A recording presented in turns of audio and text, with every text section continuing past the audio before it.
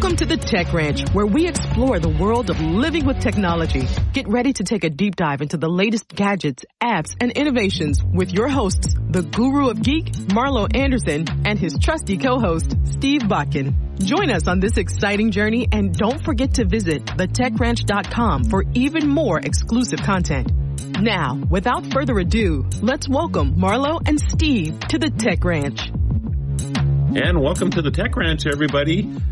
Maybe we should call it Tech Rant today, Steve. What do you think?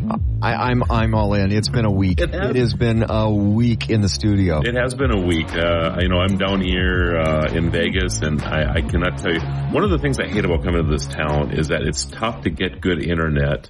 And you and I have been trying to figure out a way how we can even connect today to do this because of the terrible internet here. And I know that we spent an hour. I know that the hotels here don't want you to be in their rooms, so they give you the worst internet experience possible. It's just... Well, that makes sense. Well, of course, it does. But, and the places that have good internet are busy coffee shops.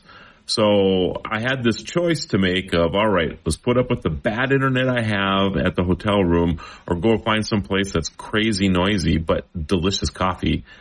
Okay, so I just had a thought. Because you're sitting there, and I'm looking at the video, and you're in your hotel room, and the window's shining in. Yes. And why do hotels in Las Vegas even have windows? It's a good question. Because the casino doesn't. Right. Because they don't want you to have any construct of time whatsoever. So if you're up gambling till 4 o'clock in the morning or 5 o'clock in the morning, and then go back to your hotel room, why do you need a window?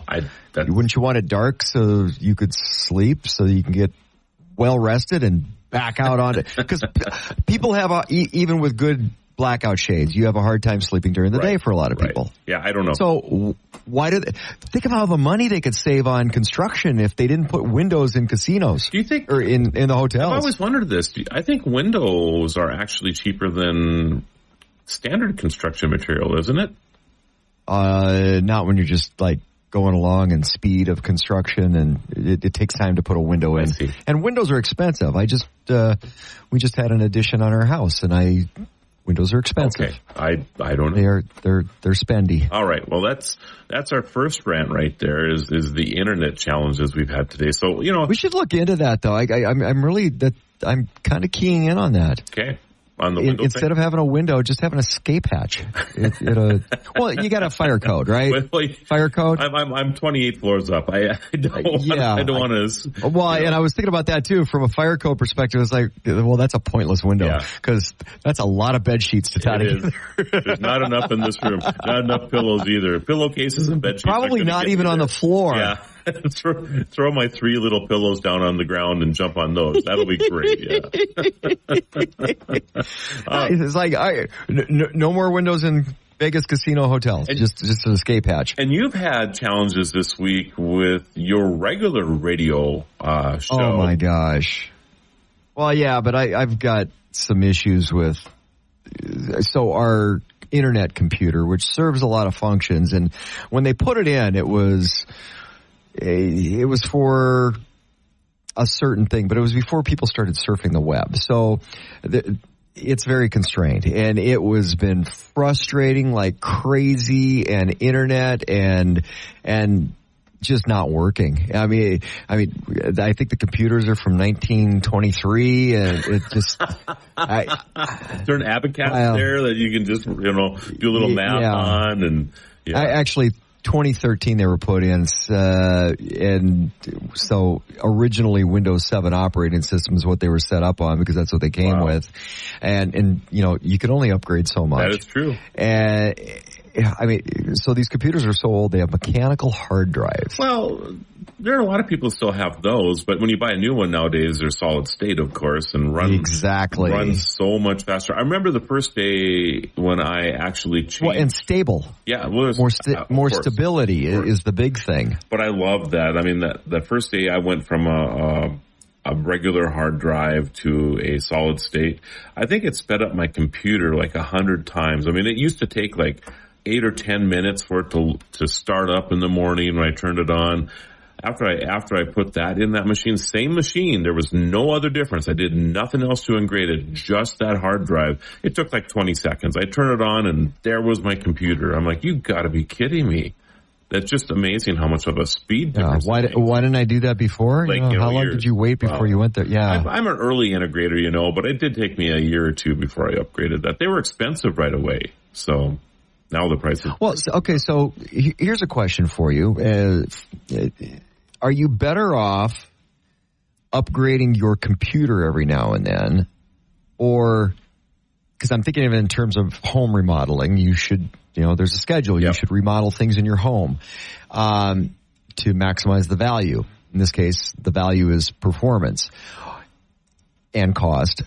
Are you better off to buy a new computer every couple of years, wait until it absolutely craps out, or should you do the updates as you go along? Or the other avenue, and I know a lot of people have done this, is you buy the case and you build your own computer.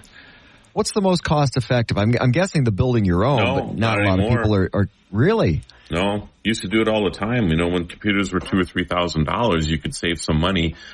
How much do you think it would cost to build a car from scratch, buying parts? Well, if your name's Johnny Cash, pretty cheap. But might not be the prettiest car, but one piece at a time. I've got that down. My guess is that it would be crazy expensive. If you're paying retail or even wholesale on the parts, right, and you start putting it together, the same is true with computers. The prices just come down so much on computers, and they've just and what keeps what keeps cars down is the production line correct. Of building it and bulk pricing, because they don't buy one alternator, they buy tens of thousands of alternators. Right. So makes a big difference. Yeah.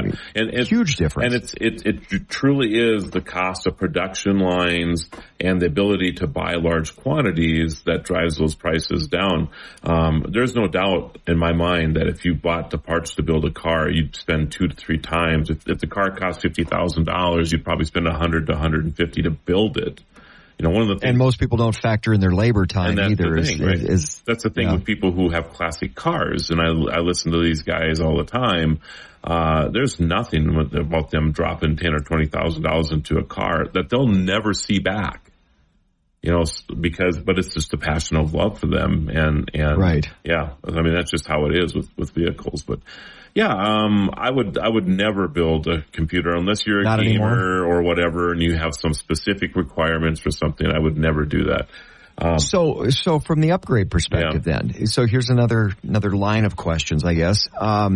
So because you brought up the gamers, and a lot of gamers will upgrade things. So would the average person be better off buying a basic computer that's upgradable and put some of those upgrades in themselves, or are you better off just to go buy the full boat out of the box? I think you're better off buying the full boat out of the box, because most of the time machines are optimized to the equipment they come with, not unlike a car either. They have specific things that they build into them. If you're buying a Dell over a Asus or a Lenovo, or you're doing that much better than I am today. They that's good, because you have a window in your background on your hotel room, and you were probably up all night. So you're actually. I got some sleep last night, but the challenge is that I have to not have the air conditioning on in this room for me to talk to you. So it is really warming up. If you see me sweating, it isn't because you and I are having a great conversation. It's because I'm sitting here at 110 degrees. And that's why you and I look way better on radio. That's exactly correct. Exactly correct. But I would buy the machine that you can afford. That's the way I would do it. But, if they have the ability, if you're looking at 2 machines and one seems like this one I could maybe upgrade in the future because it has access panels and that type of thing, that's something I guess I would look at. But nowadays, like the all-in-one machines, and I'm not a big fan of all-in-ones overall, with the exception of convenience. I love the fact that I can have, like right now, actually. You know, I'm sitting in my room in Vegas. I have a 32-inch screen that I'm looking at you with, which, by the way, isn't a great thing for me, looking at you on this big screen. But it's something I can probably not. I can bring along on a road trip, because I drove down here. Another story, by the way. We'll have to talk about that sometime. And but drove down here this time, and I was able to take this computer along and just set it up and plug it in. I mean, I love that part of it. See, right? I love all-in-one computers. I know the expandability and there's some constraints when it comes to upgrades. That's the challenge, right? I mean, you just can't do. They're just, it's like working on a laptop, basically. They're just really, really difficult to do. My favorite part of an all-in-one, because I've got an all-in-one at home. I love it. My favorite part, no cords. Oh, yeah. I love it. Oh, no cords. Yeah, even it's just your keyboard and mouse are wireless. I mean, everything is wireless, you know. My printer is wireless. Yeah. I don't have a single cord cluttering any part of my desk. Right. None. Yeah, I love that aspect. I do too. I absolutely love it. I do too. I think it's great. But yeah, I wouldn't. I would buy the computer you can afford, and just be at that level. You know, as far as future upgrades, if you have a computer now that you really like, and it's got it doesn't have a solid state drive in it yet, you know, that's probably the number one thing you could do to speed it up. And they're relatively inexpensive now. Even at our shop, if you were to come down with your hard drive and just say, hey, I want to put this on a solid state, we would just put it over to that solid state. Probably cost you less than $100 to get that done, and you'd see a market improvement in speed. You really would see that. I think that's a smart thing to do. So when you're looking at computers, and I'd like to get into this a little bit further. A lot of people go, because if you go to a box store, you get sold a computer. Right. But how do people know what they need it for? Because most people, and I will say most people, surfing the internet a little bit, or looking up recipes at home, maybe, some email. I mean, what's your basic computer that you need? I mean, I can imagine there's a lot of people out there that have way more computer than what they actually need. I think the other way is true. I think there are so many people, Steve, that have a lot less of the computer than they expected they would get when they purchased it, because they didn't look at the stuff that's on there.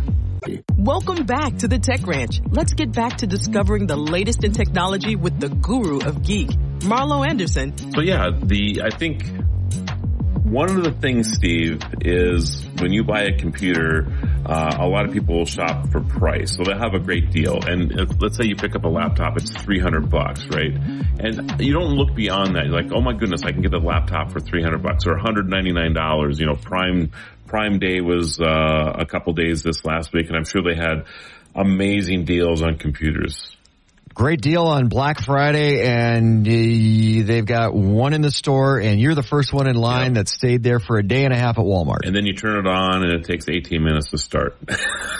Okay, so there's three components really to a computer. Three components that you really need to look at. That's correct. Need to look at. RAM, processing, and memory. Hard drive.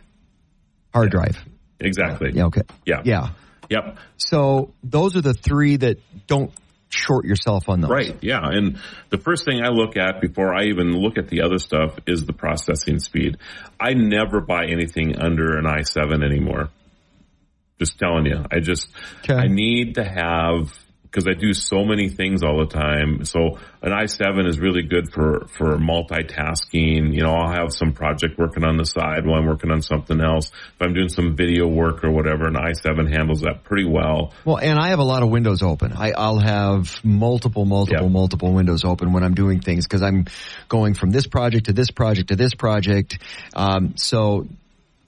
If that's a place that I've learned, if you don't have a good processor, it's not fun. So i3 is the minimum that they have out there. And there's versions. I mean, there's, of course, Intel, and then there's, I can't remember the other chip maker now. But there's Amadon or Athlon or Amadon. Yeah, the Athlon is an actual type of chip that they make. Okay. I'll think of it here in a second. And they're actually pretty prominent as well. And I usually buy their stuff, which I can't believe I can't remember it right now. But anyway, lately I've been so impressed by the fact that Intel is bringing so many of their products back home.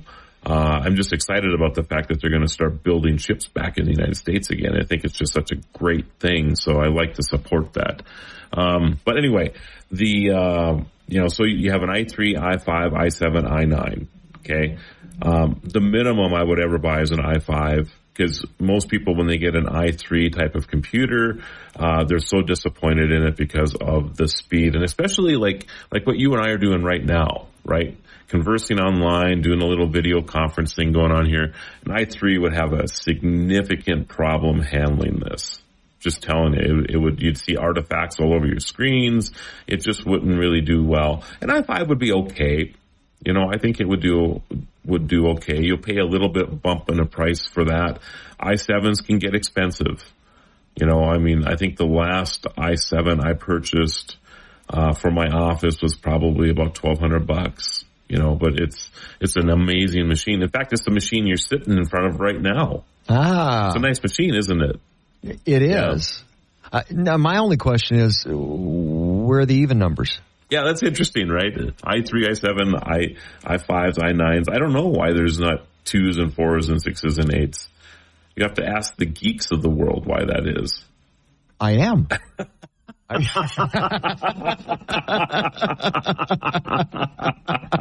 Guru of geek. That's funny. I'm looking at my screen as I just turned red when you said that. Why is that? Oh my goodness. Yeah.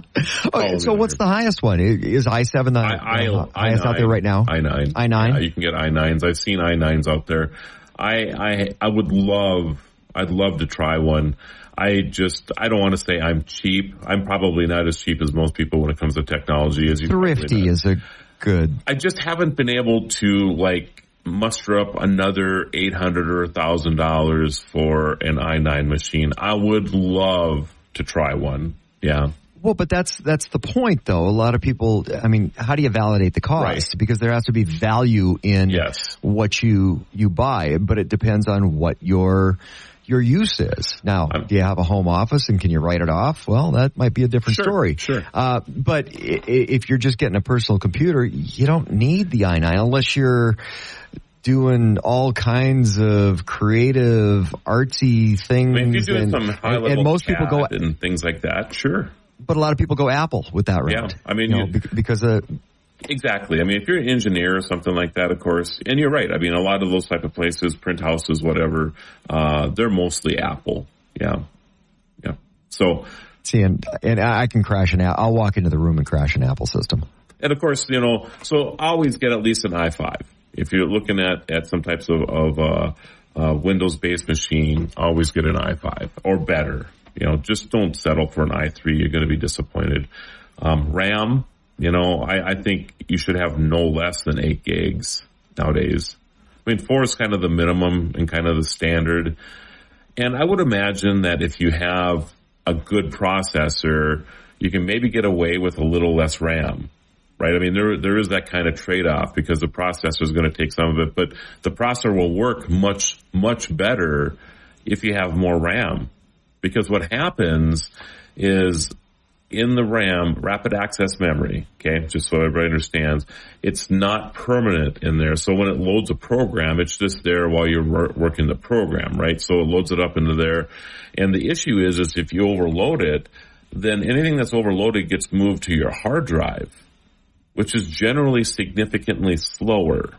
Now, in the days of solid state, it's not as bad, but if you're running a hard drive that's 5,400 RPMs or 7,200 RPMs, you're talking about a significant slowdown in your computer when you go past your RAM that you have on your machine. So, for example, if you were doing something with video, you're running Adobe, for example, and you had 4 gigs of RAM in your computer, I guarantee you that a lot of that work is being cached over on your hard drive, and you're going to see a significant slowdown with that. So the more RAM, the better. So the takeaway, I think, for myself and everybody out there listening should be, from what you were just saying, is there needs to be a little bit balanced approach, because I know people that'll spend all the money and get the processor and then shirk on the other two. I see that too. Or they'll get all the RAM they can and then shirk on the other two, or the hard drive and then shirk on the other two. It doesn't work that way. Your machine's not going to be as efficient as it should be. Right. I 100% agree with that. So I would never, personally, I mean, 8 gigs of RAM is where I'd want to be. If you're looking at two machines and they seem pretty identical to you, and one has 8 gigs and one has 12 or 16 gigs of RAM, buy the one with a little more RAM in it. I mean, you're not going to go wrong by doing that, that's for sure, if price is about the same. And then, of course, hard drive. I mean, you have to have something that's decent. I don't think anything less than a terabyte is good nowadays. If you have a scenario where a lot of computers, and this has been a big deal for a couple of years, where you have a mechanical hard drive and a solid state. So what they would do is put like 128 meg solid state drive in there to run the operating system in, right? Mm. And then they would take and then put a 100 gig solid or a mechanical hard drive in there. So the computer would run faster, but you could archive your stuff over to the solar drive. But the solid states are getting bigger and bigger all the time, and the prices really come down. I mean, I would look at a half a terabyte or a terabyte of a solid state nowadays, and then just have the one in there, or have a secondary one as a backup. You could do that. Well, and that's a place that things have really come down in prices. Is 5 years ago, a terabyte was, oh my goodness, not really heard of. No, not heard of at all. But yeah, if you want to get a mechanical one, use that for your backup, and put a cheap drive in for that is a good way to go. And we're back at the Tech Ranch as we explore the cutting edge of tech with Marlo and Steve. For more exclusive content, visit thetechranch.com. The other piece is the operating systems. I mean, that and a lot of people have big questions. I just went through this, and okay, I haven't done it yet, and I especially on this program, I feel really bad. I still had Windows 7 in my computer at home, and just like recently. Yeah, I haven't updated it yet either. Oh my goodness. Well, I was going through the process, and it takes a little time because I have to upgrade to 10, and then I'll get the free upgrade to 11, and I haven't had the time. I haven't been home long enough to. You haven't been going online with this machine, have you? No, just internal. Yeah. Thank you for. At least allowing everybody to think that, oh yeah, Steve is good that he's not going online. Yeah, did you know that if you installed Windows 7 on a machine right now, that the bots, the spiders that are out there, there's an estimation that it's about 10,000 viruses that will be installed on your machine before it's even done being installed. Wow. Because they sniff it out, realize that there's a Windows 7 machine, and will infect you without even knowing it. Isn't that crazy? God, I'm going to have to go on some social media platform when I get home today. That's pretty funny. Oh, that's crazy, it's though. Crazy, yeah. Okay, so operating systems, so the platforms. What is it, 11 now? I think Windows is the 11. The standard. Yeah. Is the standard. 10's going to be going away soon. Yeah, it's funny when they brought 10 out, they said Windows made this big promise that, you'll never have to buy another operating system again or whatever. They say that every time. And then here comes Windows 11, right? Windows 2, you'll never have to buy another one, yeah. I think they have to just stop saying that, because the problem is they think that they're so smart that they've taking care of every security possibility there is or whatever until there's the next security flaw, and then they have to do something again. So they just need to stop marketing it that way. But yeah, it's so there's Windows 11 and of course iOS on the Apple side. And I think if I just seen, I'm looking up my notes here because we're going to talk about this in a while. There's oh my goodness, where are we going with iOS here? I just seen this too. Well, one of the biggest reasons why it's important is it's the security. It comes down. That's exactly right. Staying ahead of the viruses and the security. It's not about the functionality of your computer, because a lot of people think of that and they don't want to go ahead and upgrade to that next operating system because, well, my computer's working just fine. But it's not about your computer working just fine. Right. Do you want it to keep working just fine, or do you want it to start getting viruses that are getting through walls? That's the problem. So it's just like changing oil in your car. Right. I mean, it's just every 3,000 miles, that's something you need to do. Well, actually, it's more like 5 or 6 or 7 or whatever the computer tells you, because the cars are smarter now. So we're, you're going to take me to a whole different segue here now, but iOS 16.5 is where we're at right now. So iOS 17 is coming this fall. Oh, wow. And they're kind of teasing people about the messaging features. It says, express yourself like never before when you call or message somebody. Share content in convenient new ways, and do even more with new experiences for your iPhone. So they're really, somehow or another, they're really stepping up whatever this call and messaging feature is. I have no idea. I mean, if it's going to make me look, 30 pounds lighter every time I call you, Steve, that would be fantastic. You need to download that quick.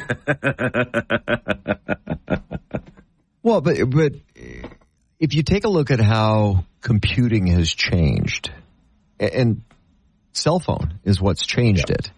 It's the convenience. So do you think it's a case of these operating systems trying to get the convenience of your cell phone, or the familiarity of your cell phone? Because I remember when Windows changed over to, oh, hey, these are all apps. You just click on the app. That's your phone. So, the way those computers have been used, so they want that home computer still, but you better have some of the features and convenience of your cell phone built into that, or are people going to spend the money because, I get a cell phone, I get emails on my cell phone. Do I need the big computer at home? And I think more and more people are looking at that. We're really getting to a point right now, Steve, where our device that we carry with us will just become our everyday. I think docking is going to become a significant thing. It already kind of is, but because your phone doesn't have like all the memory that you need and that type of thing, it's been a problem in the past. But with all the online cloud storage, syncing and everything else that's going on nowadays, soon, and I would say very, very soon, you'll just, get home. You'll either plug your phone into a dock, or it'll be wireless. I've been playing with this technology too. When you get close to your big screen, it'll just wirelessly transmit to that, and now you're on a keyboard and a mouse, and away you go. I can see the day coming real soon where nobody's even going to have a desktop computer. It'll just be what you carry with you. Well, and if you think about it, if my tablet could make a phone call, I wouldn't have a phone. Yeah, that's right. If you think about it, with Bluetooth and connectivity, most of the time I'm on the car or on the phone in the car, or I would have a headset in anyway. So, I really think that at some point there's going to be a hybrid version, because the constraint for me of doing things on my phone, and 100%, it's the screen there's size. No doubt. 100%. I can't read that crap half the time. It's just like the font's too small. I can't make it big enough to where I can just buzz through things. I have to concentrate on reading it because I'm a little bit older. And it's the screen size. If I can get a tablet that can make the phone calls, I don't even have to have a speaker in it, because I'll have a device in my ear, or I'll be on the Bluetooth on my vehicle, or if I'm in the house, it's Alexa or a Dot or whatever that connective piece is. So I really think at some point there's going to be some merger or a hybrid version of.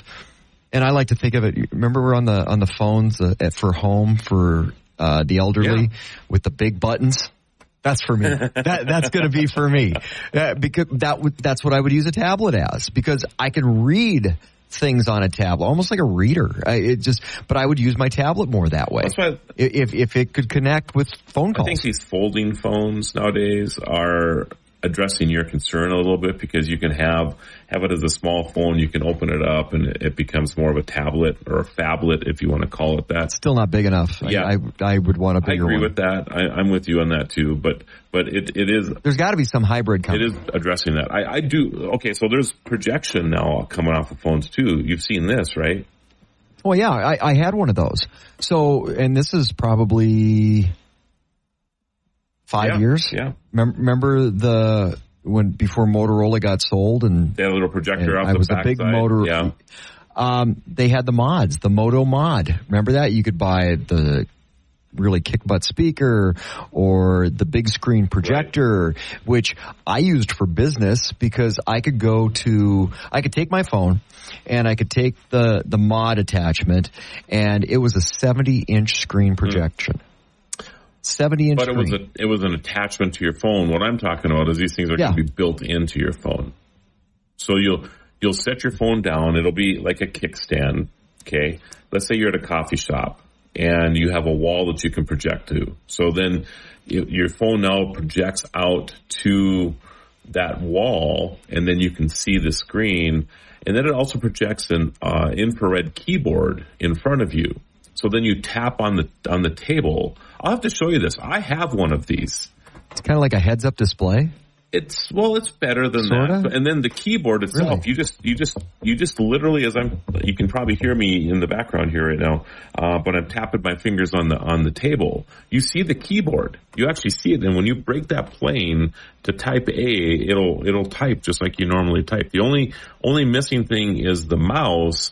But with gestures coming into play more and more all the time, you just start moving your hand around in front of the screen, and it'll move your mouse.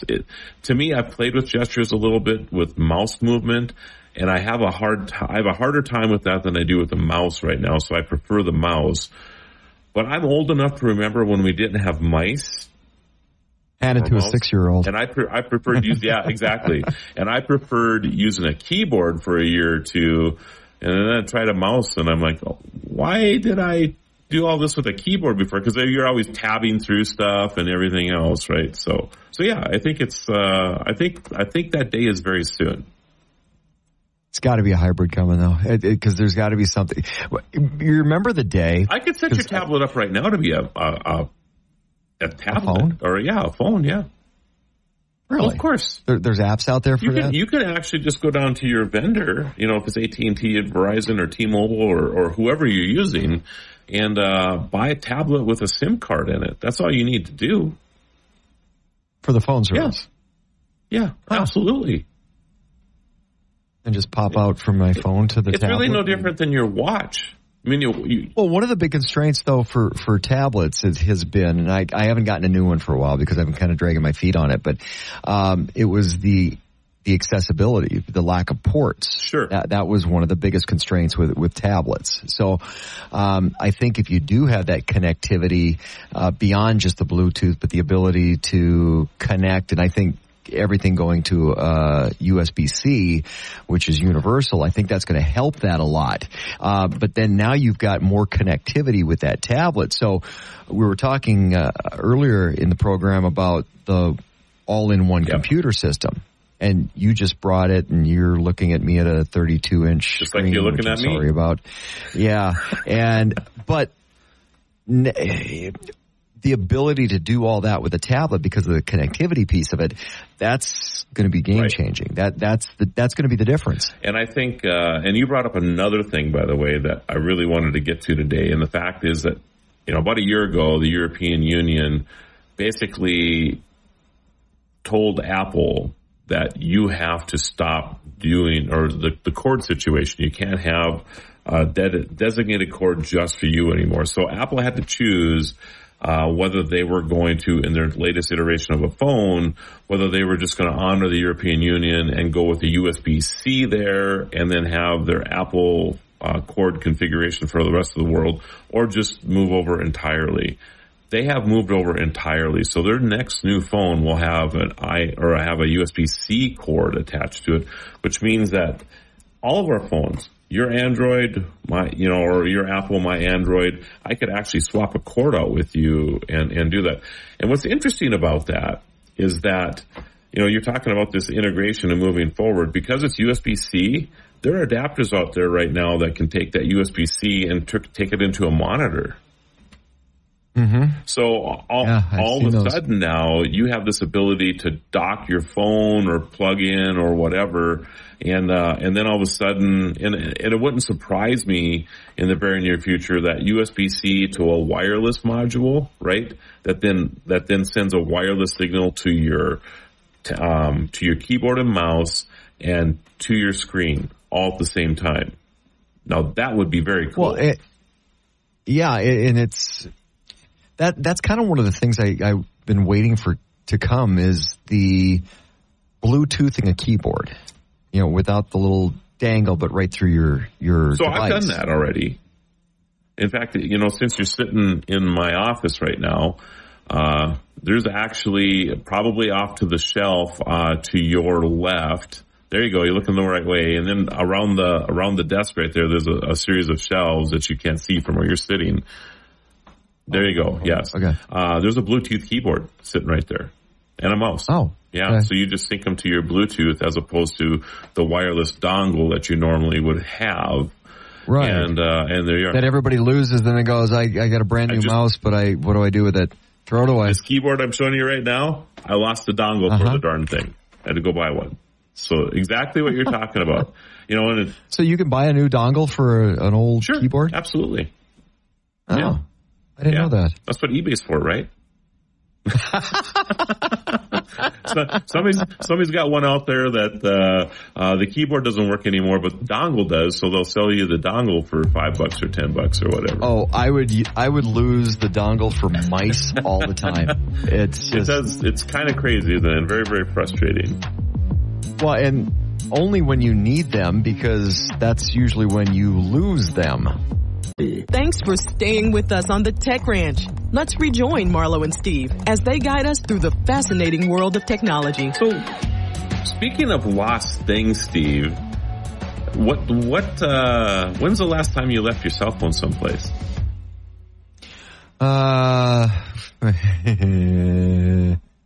It's probably been 6 months. Oh. Yeah, it's been at least 6 months. Have you ever? Now, my wife, she loses her phone all the time. I forget mine everywhere now. I think there's some psychology behind it, quite frankly. In fact, I know where I left mine the last time. I left it at, and we're not talking losing it in the house. I left it on the shelf at Sam's Club because I was looking at something, and when you shop on your phone rather than going through the checkout, the line, just so you can scan out, I set it down on a shelf as I was looking at an item. But I had my phone out because that's the way I was shopping that day. So if I was just going to go through a normal kiosk, I would have been fine. But nope, I left it on the shelf. Drove halfway home and went, crap, I can't find my phone. Drove back to the store figuring it's not going to be. It was there. It's still on the shelf where you left it. Yeah, it's still on the shelf where I left it. That's amazing that nobody picked it up. I thought so. I mean, It doesn't do a thief much good anymore. Well, I shouldn't say. I mean, if you're a sophisticated thief, maybe you have to do something with it. Yeah, but my phone is my wallet. Yeah. So for you, credit that's cards exactly right. And cash, and I everything's there. Because I carry one thing. That's amazing. Yeah. Yeah, I shouldn't say I lose my phone. I forget it all the time. Just all the time. And I was at a conference talking to somebody in psychology, and I had brought this up for whatever reason, and he was like, well, that should probably tell you something. That maybe you don't want to be attached to that thing so much anymore. You're trying to disconnect. Your body, your mind is actually saying that you should not, be so much on that device. And I won't argue with that. I think I spend way too much time in front of these things. It's my world, unfortunately, or fortunately. So I don't go on social media very much. I don't anymore. either. Rarely. I never go on Facebook. I don't go on Instagram or And I've cut out social media. I don't need it. I don't want it. I don't need it. I've eliminated a lot of it. So Alicia is sending you an email today. We need some headshots and stuff for you so that we can make some marketing materials for the Tech Ranch so that we can post it on social media. Okay, I won't see it. So I'm just saying you might not be whatever there. You need, but you might not be there, but you're going to be there anyway. Just letting you know. Isn't that funny though when you think about this? It used to be where you and I would do our own social media, right? Now we have people hired that this is what they do because you and I don't want to deal with it. Yeah, it's a headache. It's a pain in the butt. It's a necessary evil from a business perspective for a lot of people and a lot of companies. But I want to get into at some point social media fatigue. But where I was going with this conversation was what I've noticed is I walk out of the house without my phone more often because I don't have it in my hand. My wife, first thing she does when she wakes up in the morning, she's either on Facebook. She's not even out of bed yet. She's on Facebook or Wordle. It's one of the two. She still plays Wordle. Is that like old now? I don't know. I've never played the game, but I know it's her and her teacher buddies. There's a group, so it's a bunch of her and her teacher buddies. It's actually a very educational game. It's good for your brain. So I'm glad that if people are going to be using their devices, that they would be exercising their brain. So that's a good thing. But I walk out of the house at least once a week because I'm trying not to be try not to be as connected to my phone. But the days I walk out, it's like, well, I have to call so and such and so and such and so and such. And remember the days when we had to memorize phone numbers? Oh my goodness. I sometimes have to think about my own phone number. I have to. It took me 3 years to memorize my wife's phone number. Until I actually go, okay, here's your number, dear. And you know what? You know what got me over the hump? Going to the grocery store and having to put in the phone number for rewards. That's why I memorized her number. That's a good thing. Because the road system. I bet I used to have 100 phone numbers in my head. And if I have 3 now, I have my mom's, I have Alice's, and I have mine. I don't know if I could go any further than that. So how many phone numbers do you remember of I don't even remember I remember from do you remember your number growing up? Because my mom still has it. She's got the same phone. Are you kidding me? She has a rotary phone. You're going to love this story. You're going to love this story. Is she still on a party line? She's still on a party line, isn't she? No, not a party line, but there was a party line. I don't think they even have those anywhere anymore. So this is probably Canada. They do in Canada. 3-4 years ago. And she has the original phone in the house from when we grew up. It was this like olive green rotary dial thing, right? It matched the stove and the refrigerator, didn't it? It did. Yeah. I was so frustrated. That was the thing. Because I was such a big radio nut when I was a teenager, and call now for winning some prizes. And I would actually I'd have the whole number dialed in, except for the very last one, so I could get it, ready to go. Do you think they're at caller 8 yet? And then I waited too long anyway, right? Because it would reset itself. Yeah. It was always the thing. But anyway, so I don't know, 3, 4, 5 years ago, my mom and I are talking, and she's like, hey, I got that phone replaced. You got the phone replaced? And she goes, yeah, I just called the phone company, and they came out and replaced it. That's fantastic, Mom.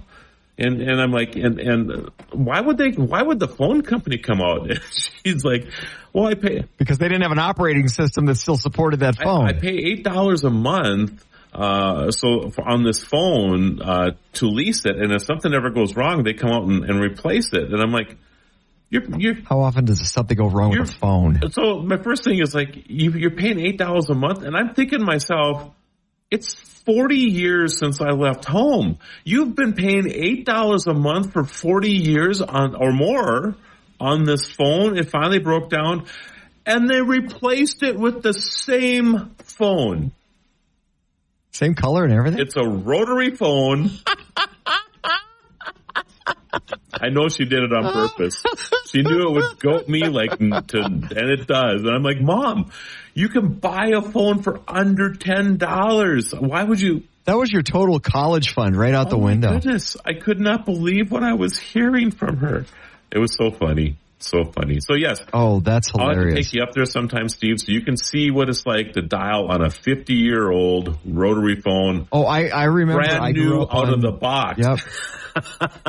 Okay, but at least I had the joy, because I was a radio geek too, and it was caller number 9. At least I had the joy at one point of not having to do the rotary, but go, all right, push the buttons. Doot, doot, doot, doot, doot, doot, doot. Yes. Yeah, I made that transition. You did not until later in life. There was the touch tones that were rotary phones. Remember that? You'd push 8 and you'd hear remember that going in the background. So it was still a rotary phone with this new touch tone thing to it. So there was that for a few years as well.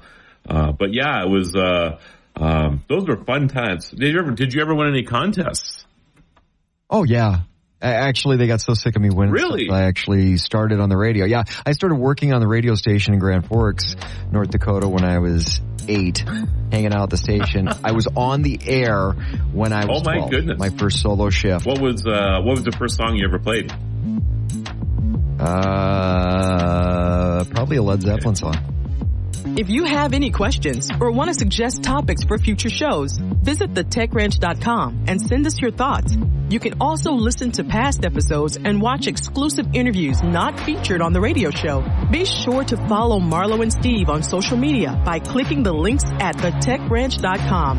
Until next time, keep exploring the world of living with technology.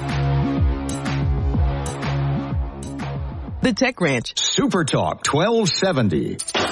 Welcome to the School for Startups Minute with Jim Beach. Charlie Munger was one of the greatest stock investors of all time. He was Warren Buffett's right-hand man and accumulated a net worth of some $3 billion when he passed away last week at the age of 99. All week I'm sharing some of his great quotes. Today I'll share a quote or two from his thinking about the stock market. He was a huge investor in Costco. He wrote, "I wish everything else in America was working as well as Costco does. What a blessing that would be for us all." Another quote right after this. Hi, I'm Nicole Gardner, naturopath for Strauss Naturals, a Canadian company with decades of success. Did you know that many women suffer from cardiovascular issues, bladder problems, and monthly PMS cramping? Well, Strauss Naturals Heart Drops, Bladder Support Drops, and Women's Wonder Drops are recognized as safe and effective in supporting women's health. All Strauss products are backed by 100% satisfaction guarantee or your money back. I'm truly excited to say that now Strauss Naturals is finally available in the U.S. To learn more, visit StraussNaturals.com. Another line of his to value investors is to get used to making less. Ooh, that's not a good one. More tomorrow.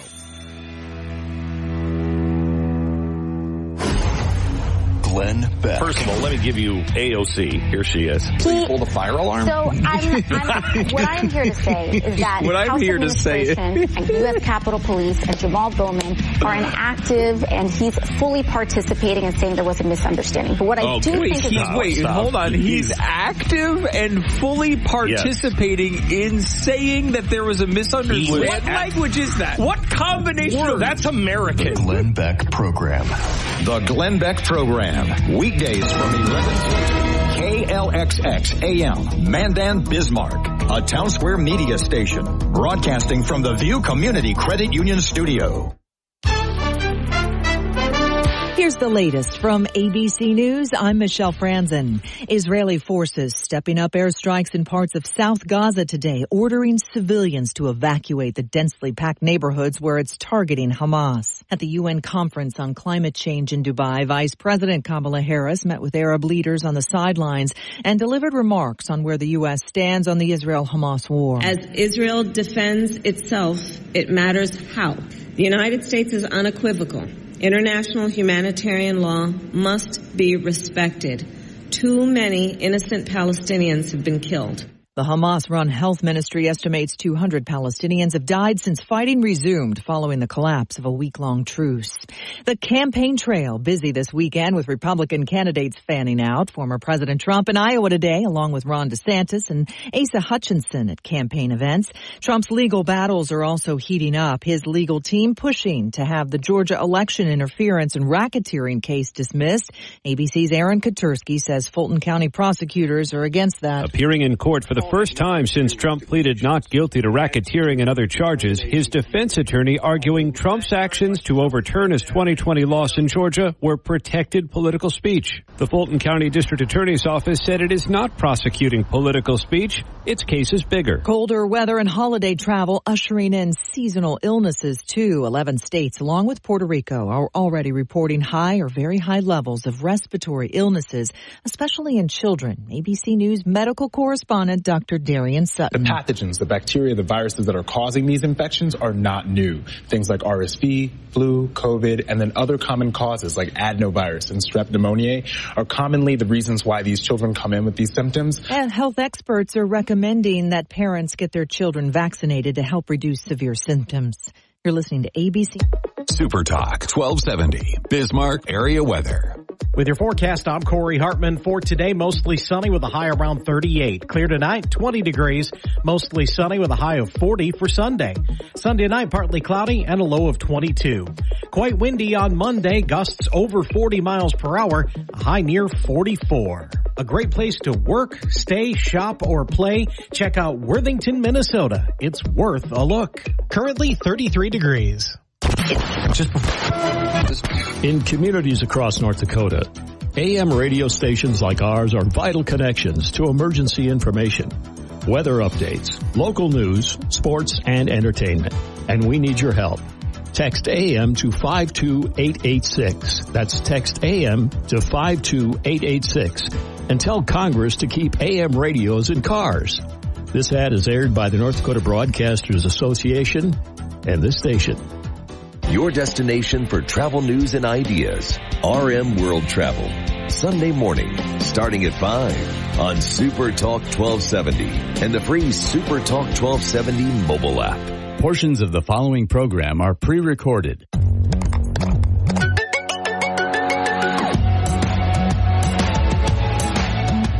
Welcome to the Tech Ranch, where we explore the world of living with technology. Get ready to take a deep dive into the latest gadgets, apps, and innovations with your hosts, the Guru of Geek, Marlo Anderson, and his trusty co-host, Steve Bakken. Join us on this exciting journey, and don't forget to visit thetechranch.com for even more exclusive content. Now, without further ado, let's welcome Marlo and Steve to the Tech Ranch. So I just say I have a big rant I want to get to here because you brought it up. But first, how many phone numbers do you know? I want to ask you, how many phone numbers do you remember, whether from your youth?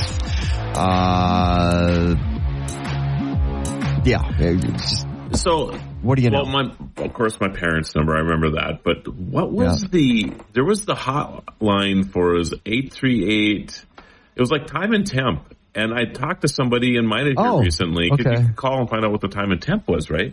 Yeah. And I talked to somebody, my brother. Now, was that back in the day when you actually had a live person, or was it the recording? It was a live person. Because I remember the live person. And they would just pick up the phone, and the time is, and they'd tell you the temp. And we were just kids, and we were just thought, people actually are on the other side. We would call all the time just to do this. And I talked to my brother the other day, and we got on this topic, and he said that line is still available. I couldn't believe that. Is it really? Yeah, you can still call time and temp in mine at North Dakota. Isn't that something? Well, your mom's rotary phone is apparently still available, so. I just thought it was kind of clever that number is still available. So anyway, all right, so how about you? I think I got 5 or 6. So one of my best friends from high school, I remember his number just because I remember the pattern. It was just where it was on the keypad. And then my grandparents, of course. 2 numbers from radio stations, the same station. One was an AM, one FM, but one was the business line actually, and one was the request line. It's like Supertalk right now. I mean, it's the same as the call letters on the radio. That's easy to remember, right? 663-1270. Yeah. Oh, by the way, we take phone calls. But not today. We do. Because you're gone.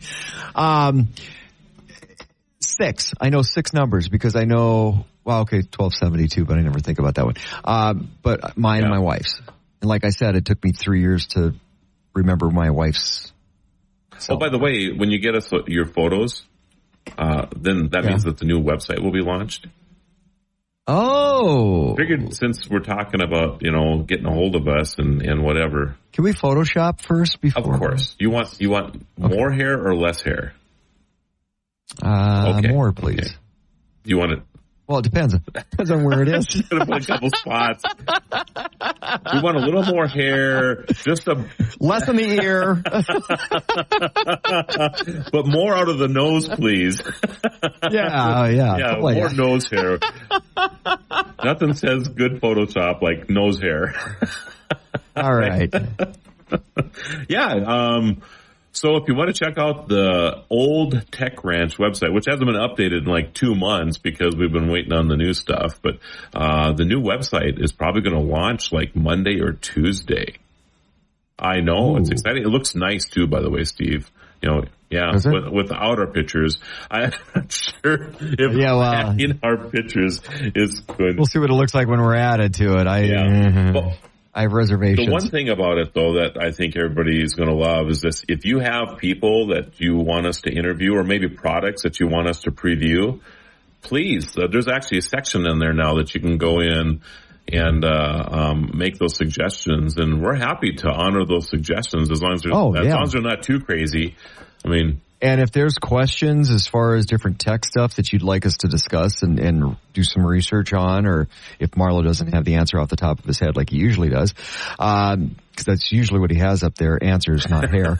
But there's an opportunity to text in or leave a message and we can talk about a product or a topic, anything you'd like to discuss. And if you have a piece of technology that you own that you absolutely hate, like a printer or something like that, we're making arrangements with the governor right now to throw one item a week off the top of the Capitol.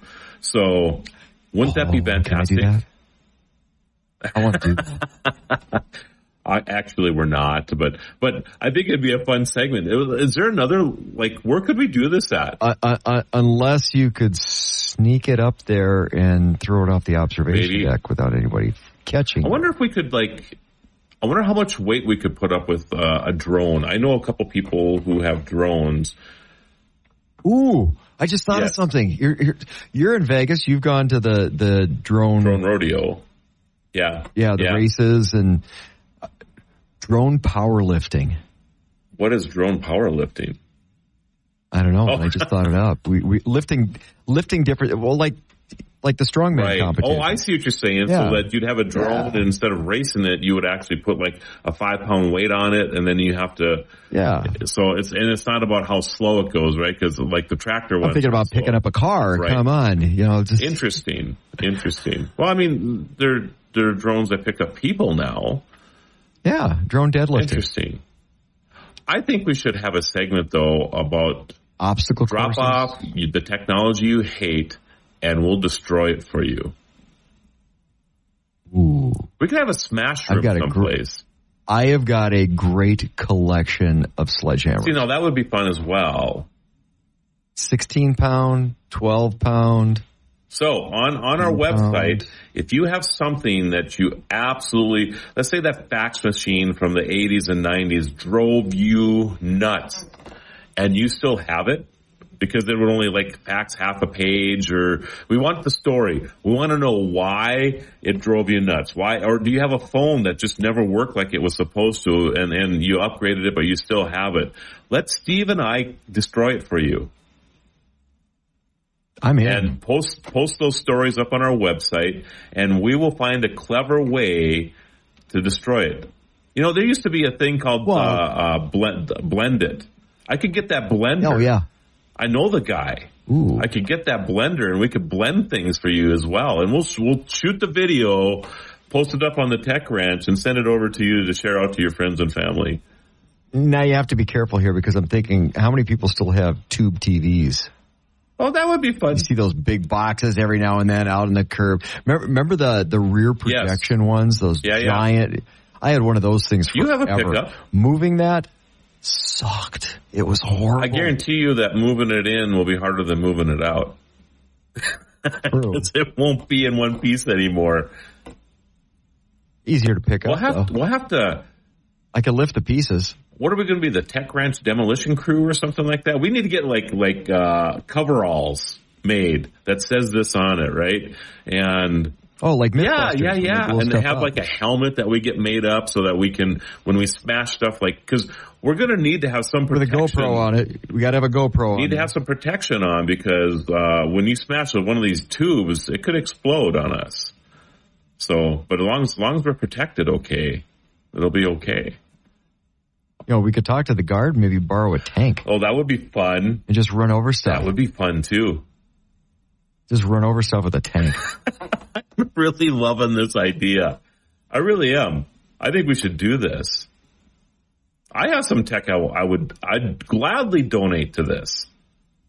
Now, I know the North Dakota Guard has an engineering unit, which typically, but I don't know if they do demo.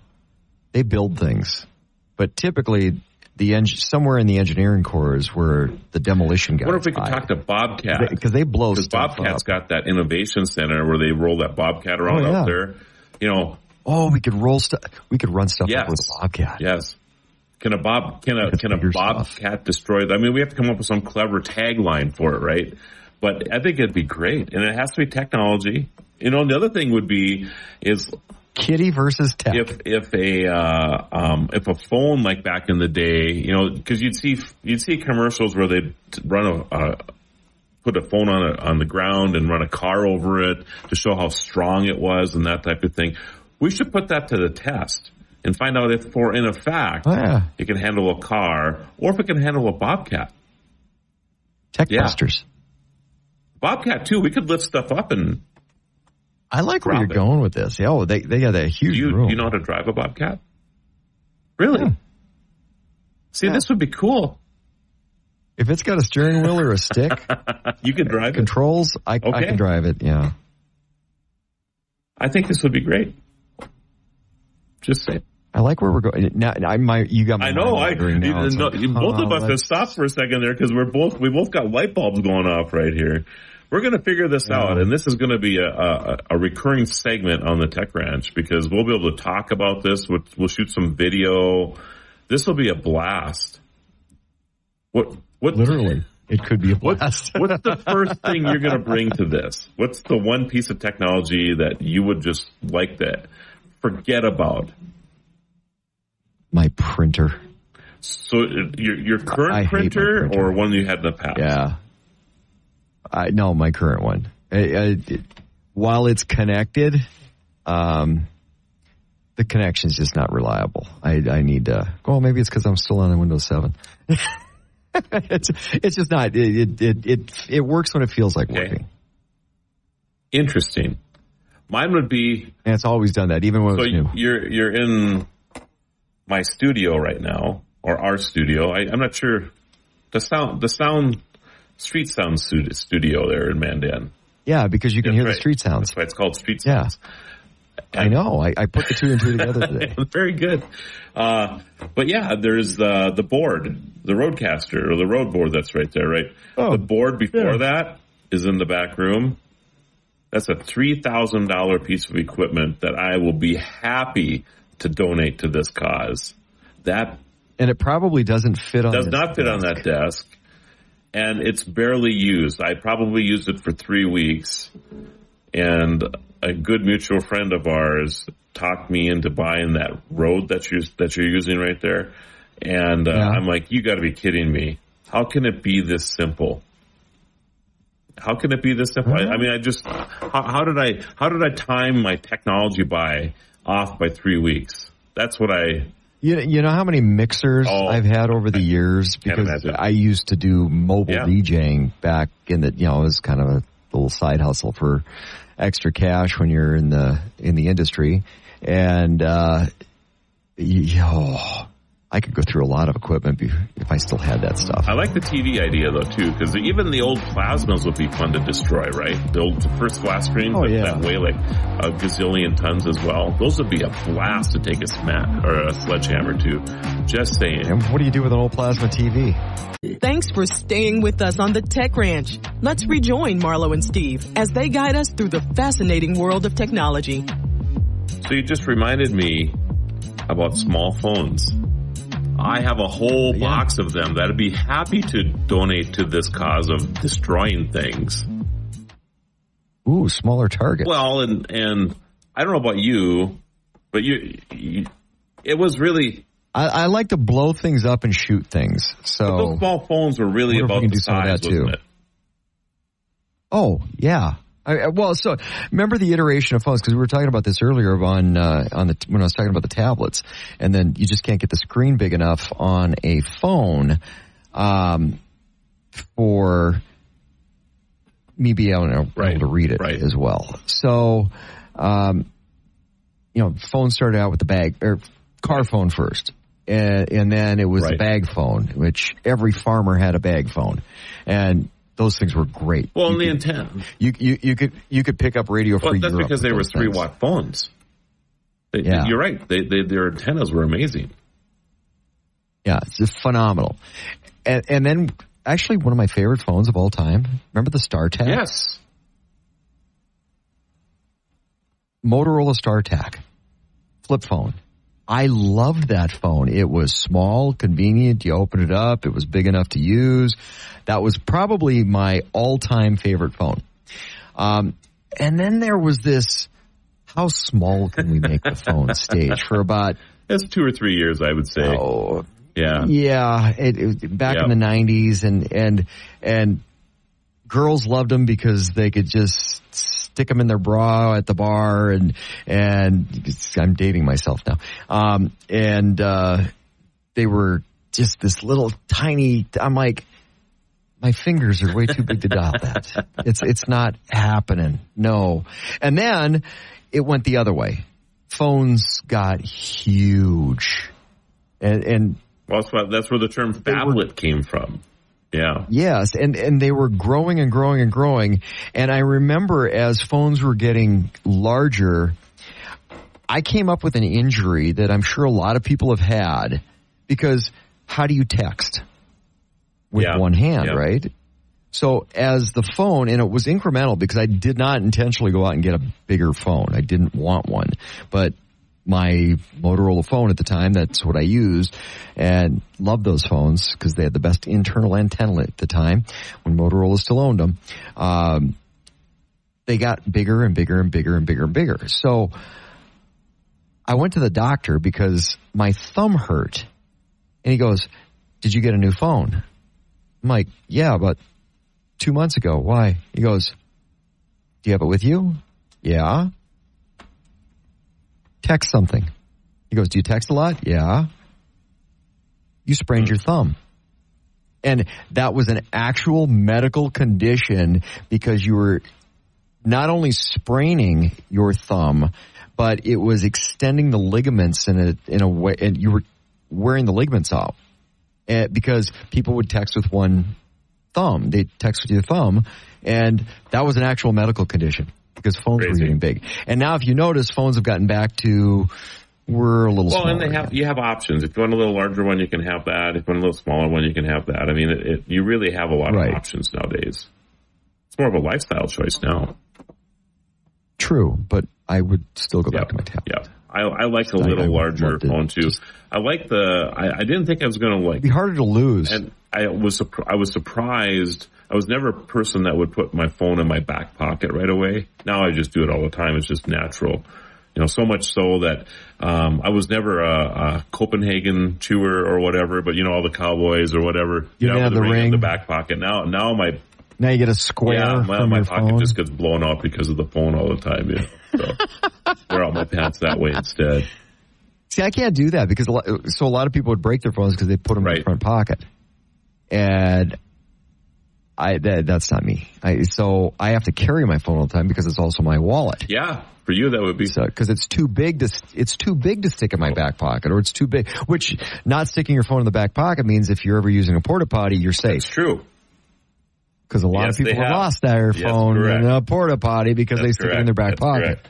I do. I am a big fan now of cargo pants and cargo shorts because you get the extra pockets, and I utilize mine a lot for phones. I really do. So I can't believe that I've given up fashion for phone convenience, but that's kind of what I have done. Yeah, but and this was the thing in the fashion industry. They had to resize pockets because of the size of phones. Because you'd buy a pair of pants. Oh, hey, I found a nice pair of pants in the clearance rack. Yep. Cargo pants. And my phone just wouldn't fit because they were last year's pants, and I've got this year's phone. So the fashion industry had to very cognitively go through, okay, how are people using clothing items and devices, and that's a thing. It is a thing. It's interesting. So, all right. Are you ready for my... So you're a front pocket guy, though, because you always wear the shirts with the cargo pockets. Cargo pockets, yeah. I like how you say that. Yeah. I do miss when I have a shirt on that doesn't have a pocket. I guess I always throw a pen or business cards or whatever in there. So, yeah. All right. So it is time for Marlo's rant. Are you ready? Since we've been talking about televisions a little bit, you've kind of given me a little bit of armament for an analogy here. So, there was a time not that long ago we only had 3 TV stations, right? 3 channels. Yeah, I remember those days. You'd go up and you were lucky if you had television. Then you had 4. But you had 3. So if you didn't like one, you liked the other. And yes, and we had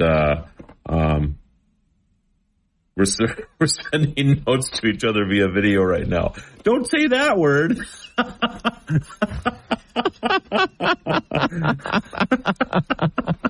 Yes, don't say public television. That's right. You can't say that on the air. Yeah, and it wasn't 24 hours either. It was off at midnight if you were lucky. In bigger cities, some went off at 11 o'clock. And they started the day at 6 a.m. with the national anthem, and they ended the day at midnight usually with the national anthem. I remember watching those all the time. I'd stay up on Friday nights and watch the midnight special, and then after that it would love the midnight special. But anyway, so of course now you move forward and you got a remote control, and you got hundreds, if not thousands, of channels, and you just go through and through. And one of my pet peeves nowadays is the fact that I'll go and say, all right, I'm going to go watch a movie. I don't know what I'm going to watch yet. I'm just going to go watch a movie. And so I'll make a bowl of popcorn, and I'll sit down there, and I will have eaten the whole bowl of popcorn before I've even found something that I want to watch.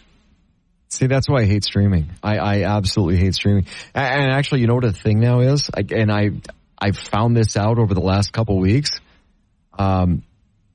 People that I know, and this is the thing, not just here, but a lot of people do this. They will go to the theater to get theater popcorn to go home and watch a movie. That's correct.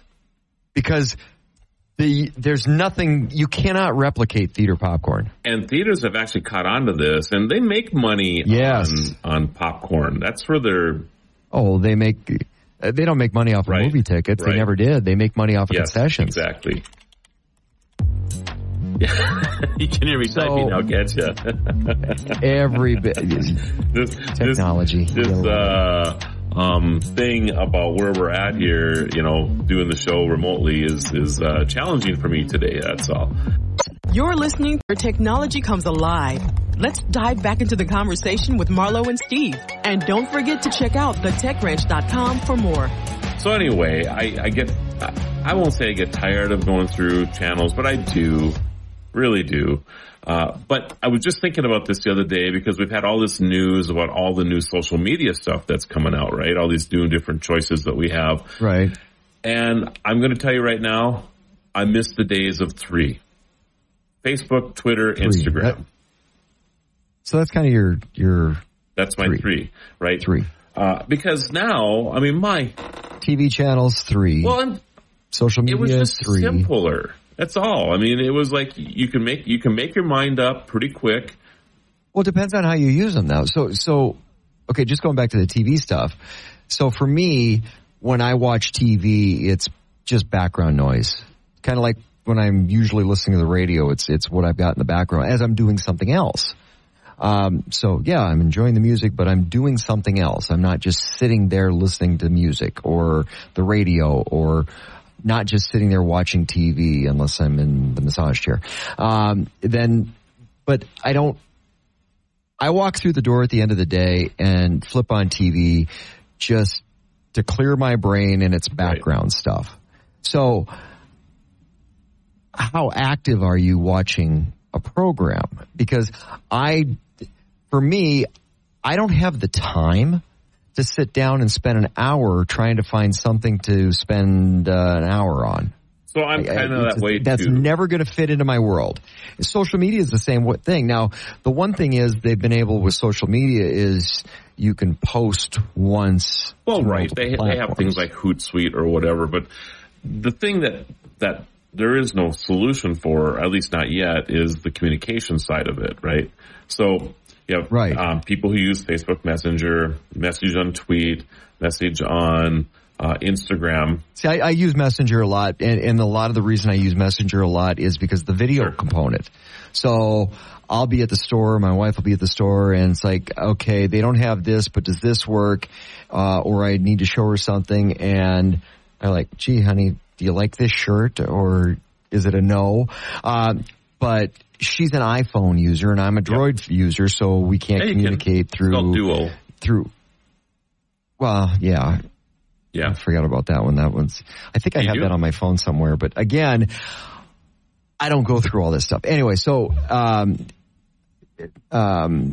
Messenger. It's Facebook Messenger video chat. The challenge that I have with all this stuff is that all of them have a messaging platform, right? So, and I'm just picking on me because it's an easy target. Right. So as the guru of geek, right? That's, something that Supertalk came up with a few years ago or whatever. But as the guru of geek, why is it that I'm expected to be on every platform? So do you know where I'm going with this? Because, now here, do you consider yourself an influencer in some way? Well, with National Day Calendar, I suppose. I don't think of it that way, but I have a little bit of a following, of course. Because I'm still trying to figure out how that's a job. It's not influencer, you mean? Yeah. It's not, people, in my opinion, not really. But there are influencers that are out there, and some of them do a good job with it now. And I guess on the influencer side, if you actually can sell products for somebody, I mean, you're really no different than a salesperson, right? Yeah. And that salesperson gets paid to do that. Well, if you think about it, it's cheaper than a national ad that would be on TV. It depends on the demographic and the amount of followers that they have. I mean, that's really what it boils down. By the way, I have a addendum rant to your TV rant. Well, anyway. So I was a fall asleep with the TV guy. I would sleep with the TV on all the time. And the reason I would is because I'm not going to play with 2 remotes. And not a single cable company because you got your cable remote back in the cable days. They didn't build a sleep timer into the remote. The TV remote had a sleep timer in it. But why couldn't you come up with that? That would have solved a lot of my problems over the years. Because it's all about that was my little aside. Yeah, yeah. Well, but to this day, I fall asleep with the TV on. Drives my wife nuts. Yeah. And there's not a timer in the remote. Anyway, so I'm done. Back to social media then. So thank you, because it's all about me as well. Now it's all about you. Which is why this show is so great, because it's all about you and all about me, and we really, I guess, we hope you care about our lives. The people who listen to us, but because actually people are sitting there listening going, God, those guys are idiots. They should take their... I'm glad I don't do that. Comedy on the road, because they'd be hilarious there, too. What? They're married? What? His wife puts up with that? Yeah, there you go. I'm glad you clarified that a little bit there. Yeah. Wendy would kill me. It's like, boy, she yells at me for the TV on all the time. Maybe on my... You slept with the TV on, didn't you? To stand up, to do a stand-up at a comedy club one time. Really? They have open mic night. I got to get past the fear of doing it. I'm sure there's a comedy club in Vegas. Have to get past the fear of that first. It's like doing karaoke. You're in Vegas. In my car all the time, but getting on a mic and singing in front of people is a different thing, See, now, being in the broadcast area, I'm not a big crowd person. And most radio people are somewhat interested. It is interesting, isn't it? I've always found that fascinating. Boy, you and I we're really, our ADHD is just going crazy today. Squirrels rule the world. But if you look at crowd size, I've got windows. So I'm in a small group. I'm great. 25 to 30-ish, I'm a fly on the wall and kind of listening. But you could throw me out on a stage to announce a concert in front of 25, 30,000 people, and I'm fine. It's interesting. It's like no qualms whatsoever. But you can't do stand-up. I don't know.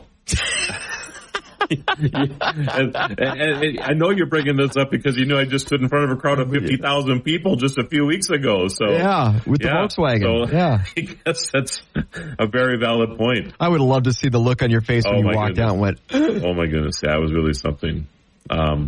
So anyway, back to the rant. Where were we going? Social media. Rant. Yeah. Marlo's ranting. This is quite the rant because I don't even get a chance to say my rant. But it's about the communication and how do you, there's so many choices. I mean, it's Facebook, Twitter, Instagram, right? And now, and then there's Pinterest and LinkedIn. And then here comes Snapchat and TikTok and all the and the new Twitter killer. Yes, which is, Twitter killer. Threads. And then Threads, of course, Lemonade now, which is the Instagram killer from TikTok.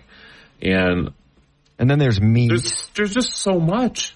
There's so much, and every one of them has a communication platform, right? So I know people, and there are some people that communicate with me exclusively on LinkedIn. It's the only way they talk to me that way.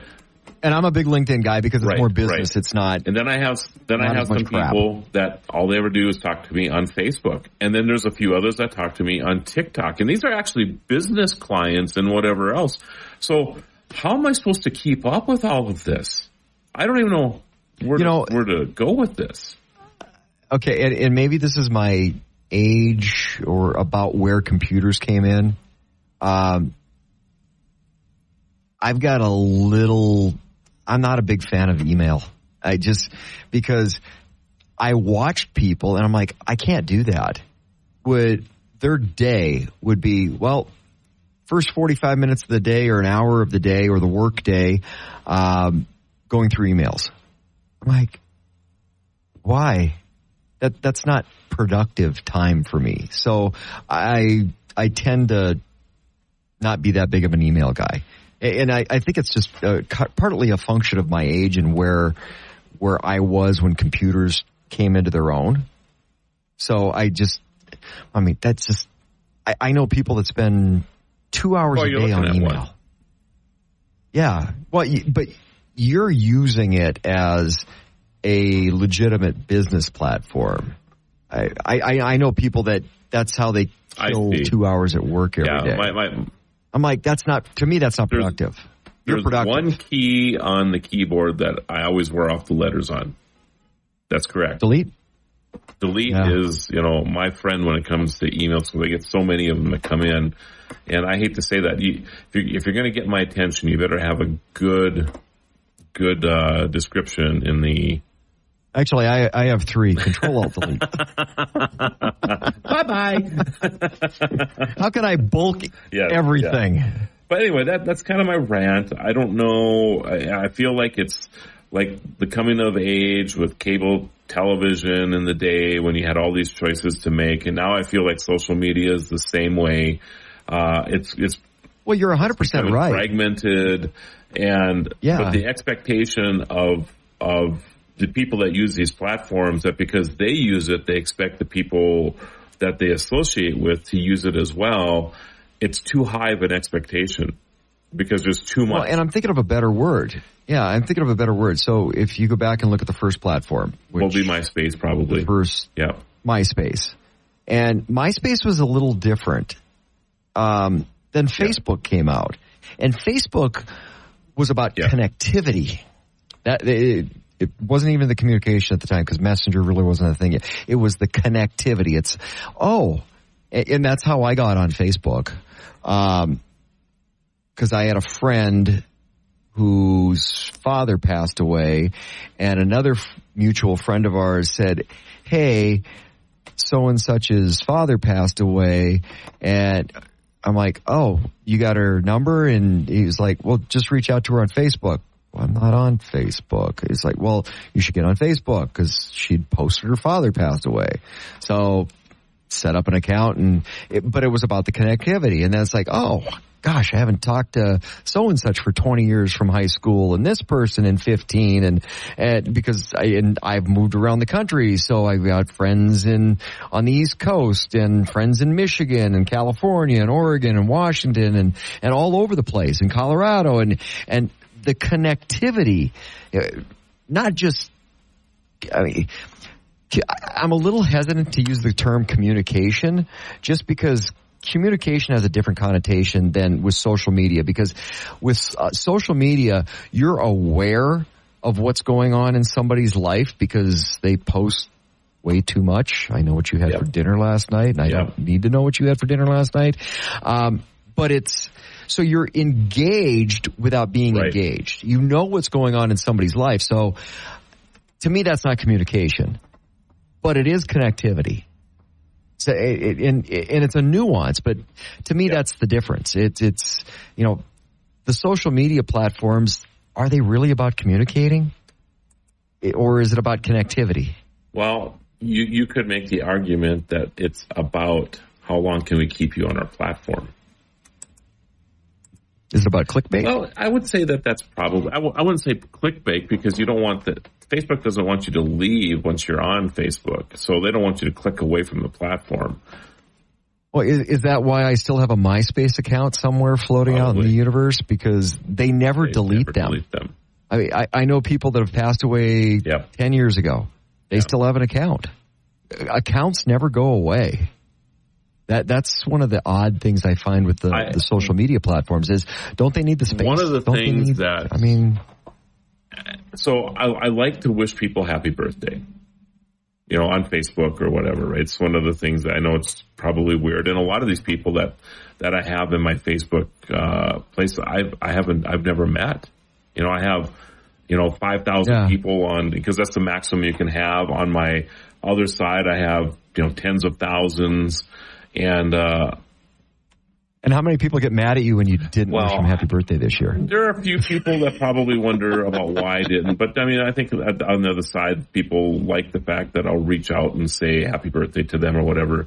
But I've started to notice now that if I haven't seen the person, or if I've never met the person, or if I haven't seen them for a while, that I go to make sure that they're still on this planet. Because you don't want to wish happy birthday to a dead person. So because I've had a few people in the last 3 or 4 years that have passed away that were really good friends of mine or family members or whatever, and I'll go and it's on their birthday, so I'll go look just to reminisce about the good times we used to have or whatever, right? And I'll hop on there and I'll see all these birthday wishes. And it's not a heavenly birthday. Yeah. It's just that they just, and you're right. I think it's kind of tacky. I mean, it's cool that people do this, that they hop on there because it's the new greeting card. Well, they kind of made an effort, right? But I think it would be great for Facebook, for example, to post something that they're no longer on the planet, So I don't know. Just an idea. Welcome back to the Tech Ranch. We're thrilled to have you with us as we continue exploring living with technology alongside Marlo and Steve. So you seen something new this week? Yeah, did you see the new AI robot? And I forget what I was watching, but they did an interview with it. So I saw a segment of the interview. Was it on a stage and they were talking to it? No, it was a little more casual than that. So, but the robot actually looked like and responded like the robots from the movie iRobot. I've probably seen the movie before, or seen the movie before. Of course, I've seen the movie. The robot before. The one that I'm thinking about is Eve. Is this who you're talking about? She has conversations with people, and I think so. Kind of translucent looking, and okay, so probably. Well, they were asking a question, but it was not on the stage for the demonstration here. Okay, no, and one of the it was like it was being interviewed like by a reporter, and one of the questions was about future and world problems, and I think they asked that climate change, and basically. It said through artificial intelligence that, don't worry about it. We got this. Like, whoa, kind of made the hair stand up in the back of my neck a little bit. What do you mean you got this? Who has this? Are we? Yeah, it's like, who's we? And I'm like, are we figuring out solutions, or do we have this because you're not going to be around anymore? Yeah, no kidding. I tell you what, I was a little taken back by the answer. Now, was the answer programmed or I don't know. I didn't catch enough of the interview.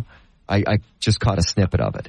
But I'm like, that's a little creepy. I was at the premiere for Mission Impossible a week ago, and they had an advanced thing that I was invited to, and it was pretty cool. There's only 12 of us in the theater. That was the thing I didn't understand, why there were so few of us at this premiere. But it was a special showing of the thing. But anyway, you didn't get your phone scanned? No, not this time. Okay, all right. Just checking. Somebody's got to worry about you. You're right. I never thought about that. My situational awareness again is, Beacon is not working like it should. But at this, have you been to it yet? Have you gone to Mission Impossible? So they're fighting an AI, Yes. Really? So part one. Okay, now I gotta go. Is not. I never got into that franchise. Two parts to the movie too. This is old-fashioned movie making too. I love this, right? And the first movie is like 2 minutes or 2 hours and 34 seconds long, or 2 hours and 34 minutes long. So it's not a short movie either, and it's on the edge of your seat the entire time. It's just an unbelievable action-packed movie. I'm kind of with you.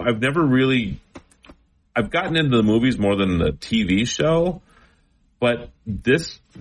So I remember the TV show, and I did watch the TV show. Because that was like the fuse, with the longer fuse, and and the cassette tape, and they still have all that, of course. But it's really quite. So now I'm going to have to go back and watch the first one. You don't have franchise, to do that. So I can watch the new one. But if you want to get caught up to where it's at, but it does stand on its own. But it's an artificial intelligence. Just to throw that out there, since you're bringing it up. Did they win? It's not over yet.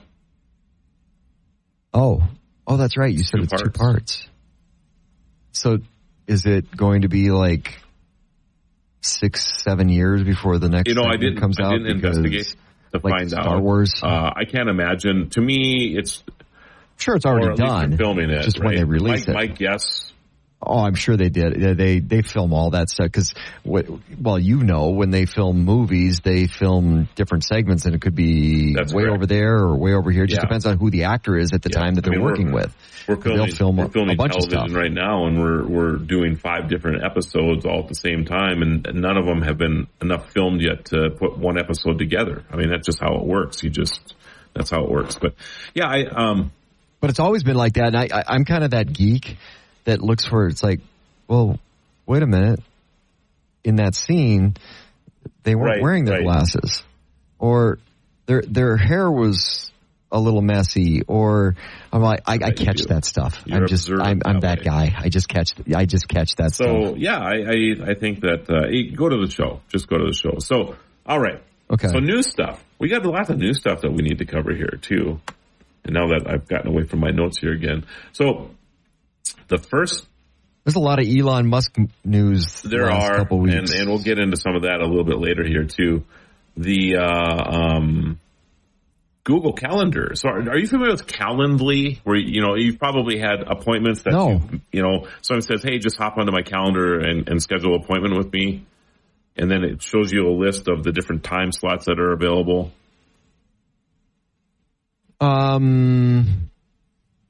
What was the platform we used? There's quite a few of them with the city.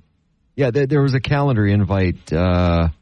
We'd schedule so if we had to have special city commission meetings. Exactly. When I was mayor, or it would give you different options, and you could vote for option 1 fits in best. Option 2 I can make work. Option 3 is definitely out. That's not quite what this one is, but so Google Calendar now with Gmail.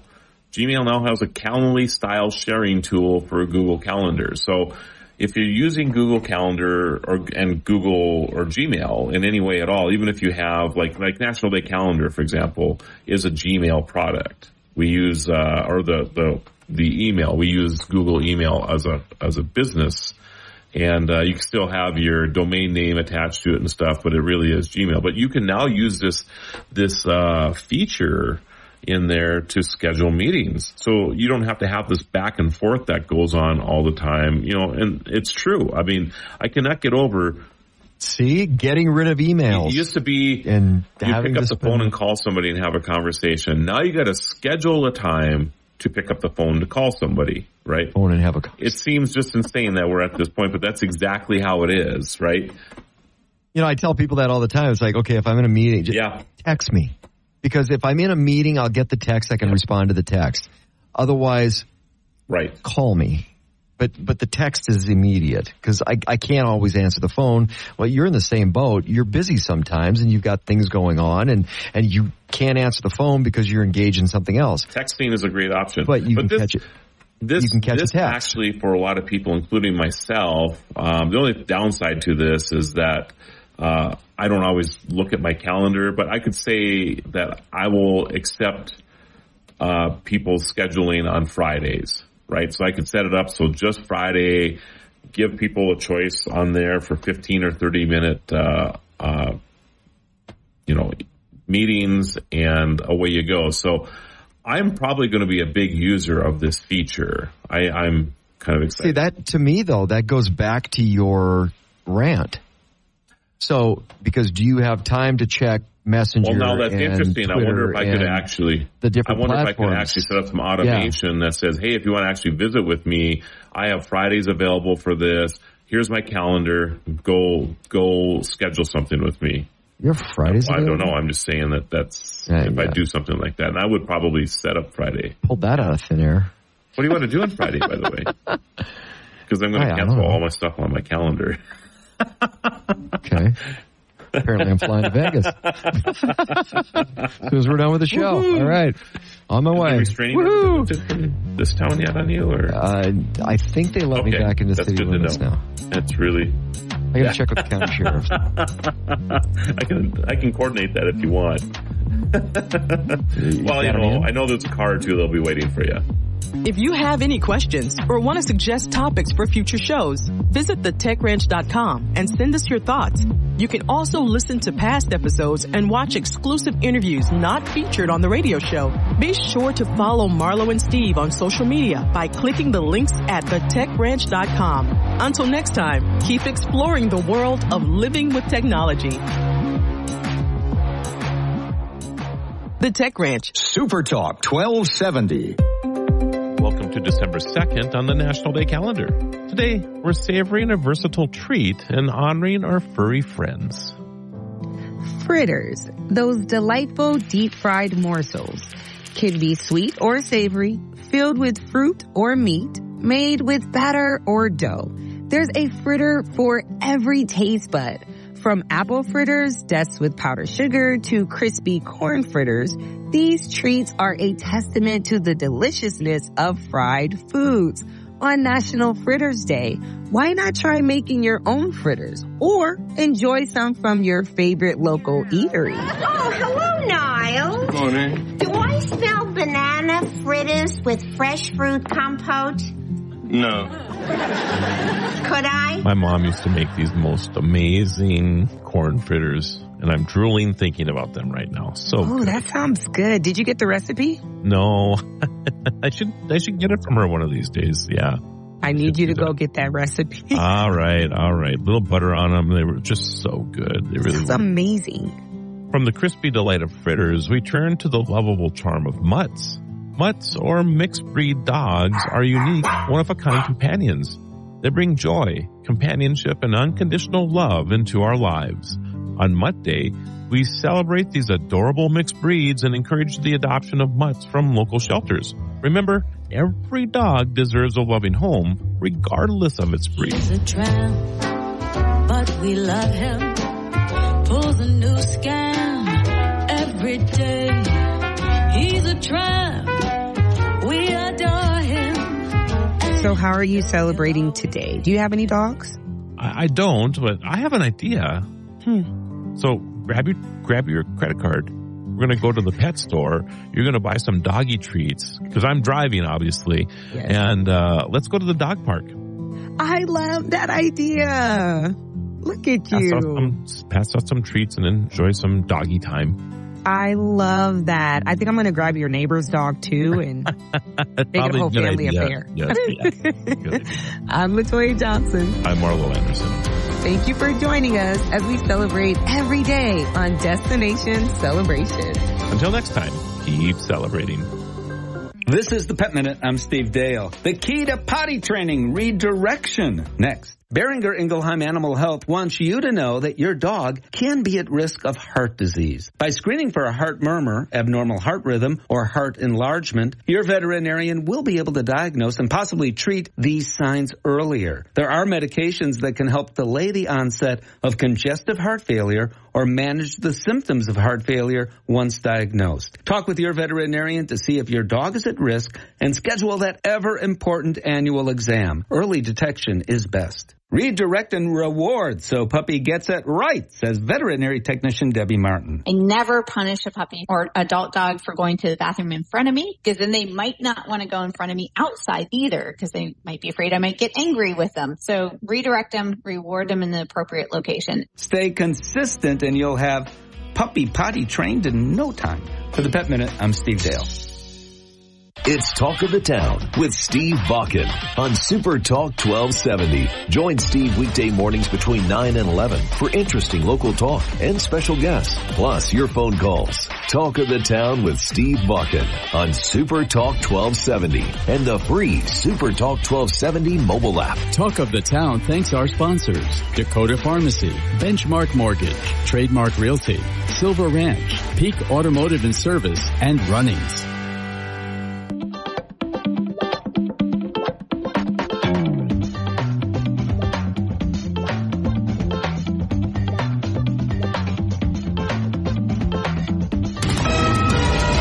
KLXX AM, Mandan, Bismarck, a town square media station, broadcasting from the View Community Credit Union Studio. Here's the latest from ABC News. I'm Michelle Franzen. The Israel-Hamas war entering a new phase following the collapse of that pause in fighting. It followed days of hostage and prisoner exchanges. It's believed Hamas is still holding more than 130 hostages in Gaza, including Americans. Israel's prime minister announcing it's pulled back its team of negotiators from Qatar, saying talks have reached a dead end. Vice President Kamala Harris is in Dubai for the UN climate conference and met with Arab leaders on the conflict. Harris says the U.S. is still working on another pause to help free more hostages. Our work is ongoing to support some ability to reopen the pause and to have a deal going forward where there will be a pause so that we can get hostages out and get aid in. Today, Israeli forces struck Hamas targets in South Gaza, warning civilians to flee. ABC's Tom Sufi-Burridge is near the Israel-Gaza border. The IDF's renewed campaign against Hamas now does appear to be more focused on areas of southern Gaza, but that is where most of Gaza's population has fled. The U.S. urging Israel to do everything to limit civilian casualties, but remember, that strip of land behind behind me is densely populated. In Albany, New York, students and faculty at the College of St. Rose expressing shock, anger, and sadness after learning the college of around 2,700 students will close at the end of the academic year in May. The college claiming a significant drop in student enrollment during the pandemic is to blame. Hannah Koskowski is a junior in the school's nursing program. She says she doesn't know if they can finish their degrees or transfer. We don't know. We haven't heard anything about the nursing program directly. I know other students have heard from their programs, but we haven't heard anything about ours. The New York's governor's office says it's looking into ways to help students complete their degrees at other institutions and also work with local leaders for a smooth transition. You're listening to ABC News. Supertalk 1270, Bismarck area weather. With your forecast, I'm Corey Hartman. For today, mostly sunny with a high around 38. Clear tonight, 20 degrees. Mostly sunny with a high of 40 for Sunday. Sunday night, partly cloudy and a low of 22. Quite windy on Monday, gusts over 40 miles per hour, a high near 44. A great place to work, stay, shop, or play. Check out Worthington, Minnesota. It's worth a look. Right now, it's 37. Learn how to talk hunting with non-hunters. Show patience and respect while still getting your points across. Money is tight and many would rather have a trip over a gift. Hear how to spend your holiday with loved ones that is still a Christmas gift. This is Beck with The Ben Show, your outlet for outdoors and Western lifestyle. Be sure to tune into The Ben Show right here Saturdays following Ranch It Up on Supertalk 1270. Talk of the Town with Steve Bakken. Weekday mornings starting at 9 on Super Talk 1270 and the free Super Talk 1270 mobile app. Portions of the following program are pre-recorded.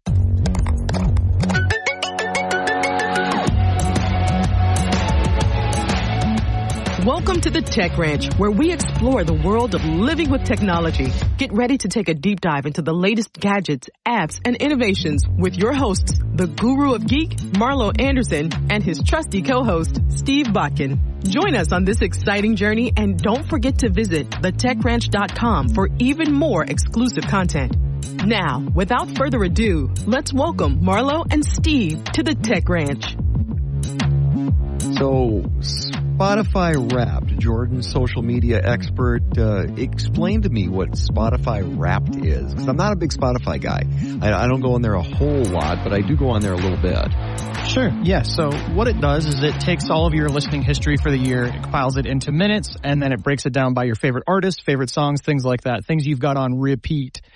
For example, this last year, up until now, I've listened to tons and tons of music. I think it said like 31,000 hours. Holy crap. No, I think that's not true. More like 3,000 hours, but yeah. That's a lot of Taylor Swift. I know, exactly. I'm actually in the 0.05% of Taylor Swift. So it breaks it down for you? It does, yeah. And that's actually not true about Taylor Swift either. But yeah, she is the most played global artist on Spotify. I wonder what's on Travis Kelce's playlist. I honestly... guessing a lot of Taylor Swift. I would say probably not. I would guess 0%. But yeah, so, I mean, and it just takes that and it makes a playlist for you and it shows you what your listening trends are, in what months are you listening to this and that. And it's pretty interesting. Mine is all, it all makes sense. I listen to music basically 100% of the time just because I'm, sitting at a computer for most of my day. And then if I'm not doing that, I'm going on walks with my dog and stuff, and it's headphones all the time. Kind of background noise, right? Exactly. Yes, exactly. And you can see it's pretty funny. I've gone through a bunch of phases this year myself. It goes from anything from like 90s hip hop to like Buck Owens. I was on a big classic country kick recently as well. So yeah, diverse. Apple Music has a version as well called, I think it's called Replay. And it's just on the heels of the Spotify Wrapped. And it's harder to access, apparently. I'm not an Apple Music listener, but I've seen people, have a little bit of trouble with that. So is this something that, people kind of work with the platform, or is it just kind of it's the end of the year in review for listenership? Sure. So yeah, it's like a year in review. They just spin it up and dial it up for you, and there it goes. Exactly. So is that like a compilation? Okay, I'm going to date myself here. Sure. You wouldn't know, but way back in the day, people used to wait for their favorite song to come on the radio. Oh, yeah. And then, okay, here it is, and hit the cassette tape, and that's how you made a mixtape. Yeah, absolutely. But is this kind of like a modern mixtape? Yes, absolutely. Yeah, the curated playlist is definitely the modern mixtape. And especially if you have a wide range of music that you listen to, Spotify is the perfect tool for that, especially at the end of the year. Like I said, I have things from Buck Owens to Biggie Smalls to let's see, George Jones to, Eminem. So I've got everything on there. You're kind of eclectic. I'm like that too. It kind of, whatever the mood I'm in. It's like it could be Eminem to Kid Rock to classic country to newer country. And right. So this is the question I've got, because I'm wondering if they've tapped in on these platforms to the AI side of things yet. So is there, because I listen to music depending on the mood I'm in, but with artificial intelligence, there can be a predictor of your moods depending on the algorithms. Yes. Have they tapped into any of that in any way? That is a great question. I've been wanting to talk about this. Yes, they have, and it's great. Aha. So they have 3 features in particular that I really, really like. There's one that is called Smart Shuffle, and if you have a playlist and it's got 10 songs, what it will do is it will add additional songs into the mix that is not on the playlist that are similar to that genre. I think it's great. And it's a great way to expose people to new music. Exactly. In that same vein, there's this new tool called the Spotify DJ, and what it does is it's a similar thing, right? So whatever you're listening to, it takes it and it gives you a bunch of stuff you've never heard before on a mix, and it fades in and out kind of like it would on the radio, for example. It's pretty fun. It's pretty interesting. And then the third thing that it does is it... Sorry. Well, okay, AI would fix that. And this is without having to have the chip implanted in your brain, right? It's exactly. Predictive technology. That's right. Yes, exactly. The chip in my brain is actually malfunctioning, so that's what's happening. But yeah, so yeah, very, very, very cool. Very, very interesting things. The Smart Shuffle is cool. The DJ is cool. And the predicting your moods based on what time of day it is. For example, in the mornings, it tells me to listen to, like more punk rock stuff. So I get hyped up. Wake you up a little bit. And in the evenings, it's more like classic country, things that I would, mellow you out to put you to sleep. Exactly. So, and I think that's a really cool thing where it predicts your moods and it throws things at you from that, and it exposes new music to people. It will, and it doesn't just put top artists on people's playlists either, which I really enjoy. It gives you things that you would actually be interested in regardless of the size of the listening base. Well, and that's the cool part about it that I find really fascinating is the ability to expose you to new artists. Right. This kind of, I went through back in the mid 2000s. Sure. I went through a red dirt phase. If Sure. you're familiar with red dirt country, it's a little gritty, it's a little dirty, boom. But that was a genre of music, and I'm like, wow. And then listening to that kind of brought me back into some of the other older country that, for example, I used to manage a country bar in Grand Forks, North Dakota. Sure. And it was amazing. People would be shocked because I would throw in stuff that, because I could manage it and I would DJ. And I would throw in stuff that people didn't think was country because traditionally it wasn't. But if you start going back into, some deeper tracks of John Mellencamp Sure. or 38 Special with kind of Leonard Skinner country rock stuff. Molly Hatchet. I mean, some deep tracks of Molly Hatchet. You don't typically think of them in that country genre, but there's country roots there. Absolutely. So the ability to expose people to different types of music, I think that's a great feature because it's like, you got to tune into what are the roots of the artist? Right. And there's a lot of great music out there that just don't get the exposure from the mainstream that people may not think that artist is part of my genre or what I'm listening for, but they could have some material that fits that, or their roots may come to that, or some of their early work or mid work could be part of that. So the ability to expose people to different types of music, that's what I'm listening for. Right. And that's an amazing feature. I love that that aspect of it. It's great. It really is the thing that keeps me going. That and cold brew coffee. Those are the two things. Not necessarily in that order, folks. No, not true. So, Jordan, when you're looking at these different, is this something that, okay, it's kind of the end of the year gift from these platforms? Have you heard any scuttlebutt about that actually being a feature moving forward? So at any time you can go, hey, click, and it's going to make this compilation for me where I can go, okay, that month was cool. What did I listen to? Yeah, and I think that's built into that DJ thing I was telling you about. It's that AI that's like, here's what you've been listening to at this time of day. And so you'll look back and be like, oh, in September, this is what I was listening to. And October, this is what I was listening to. And it really does bring you back to that. And it breaks it down in an interesting way that. Because I have friends that it's like, okay, this group of friends, if I go hunting, then we're listening to this. Right. Because we got our hunting playlist. And if we're fishing, we got our fishing playlist. Right. And they tend to be a little seasonal too. So yes, that's a great way to break up that music. Absolutely. Yeah, I'm definitely a seasonal listener as well. In the colder months, it's definitely sadder music. You can just see it on there. You know? Man. Shed a tear for Jordan. Exactly. Winter. Oh. So some great features out there, and I'm going to experiment a little bit and get into some of that. Absolutely. What else is out there in social media? Of course, Elon Musk and X have been in the news a lot lately. That's true. Yeah, you know, X is hanging on for dear life in the way that only Elon Musk could do, sort of, if that makes sense. He's a scrappy guy. He kind of he brings things to what people think is the brink, right? Like where he's putting all these new features and he's changing all these things, and everyone's like, well, there's no way this is going to survive. Pushing the envelope. And it survives, and it's slowly changing into a way where it's like, oh, well, this makes sense.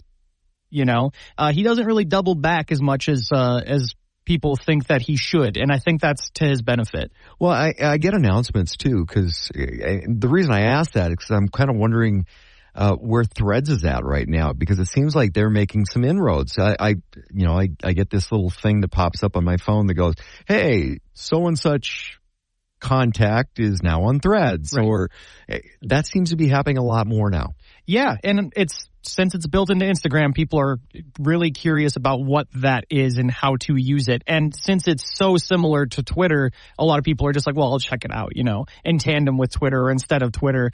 But I think it's one of those interesting things where we're going to see two of the exact same thing living in unison, in tandem almost with one another, until somebody buys somebody else. But it almost seems like Elon and X, formerly Twitter, are facilitating Threads to survive, because the rollout of Threads was horrendous. It was brutal. Yes. But some of the, I don't want to call them missteps, because Elon Musk is smarter than us, usually. But it seems like X has been facilitating Threads to hang on, and then Threads to start getting some traction. I think it's interesting. In a world of social media, in a world of everybody knows everything all the time, no matter what, it's kind of one of those things where you wouldn't see this clunky rollout 15 years ago with anything.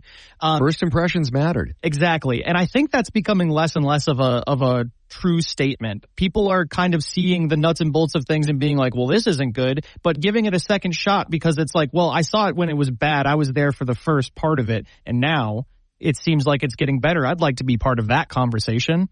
Well, and it is a good conversation to be had, but again, for me, there is a point of saturation. There's too much, and can you be on everything at once and contact everybody you need to contact? Because I think that's a legitimate concern.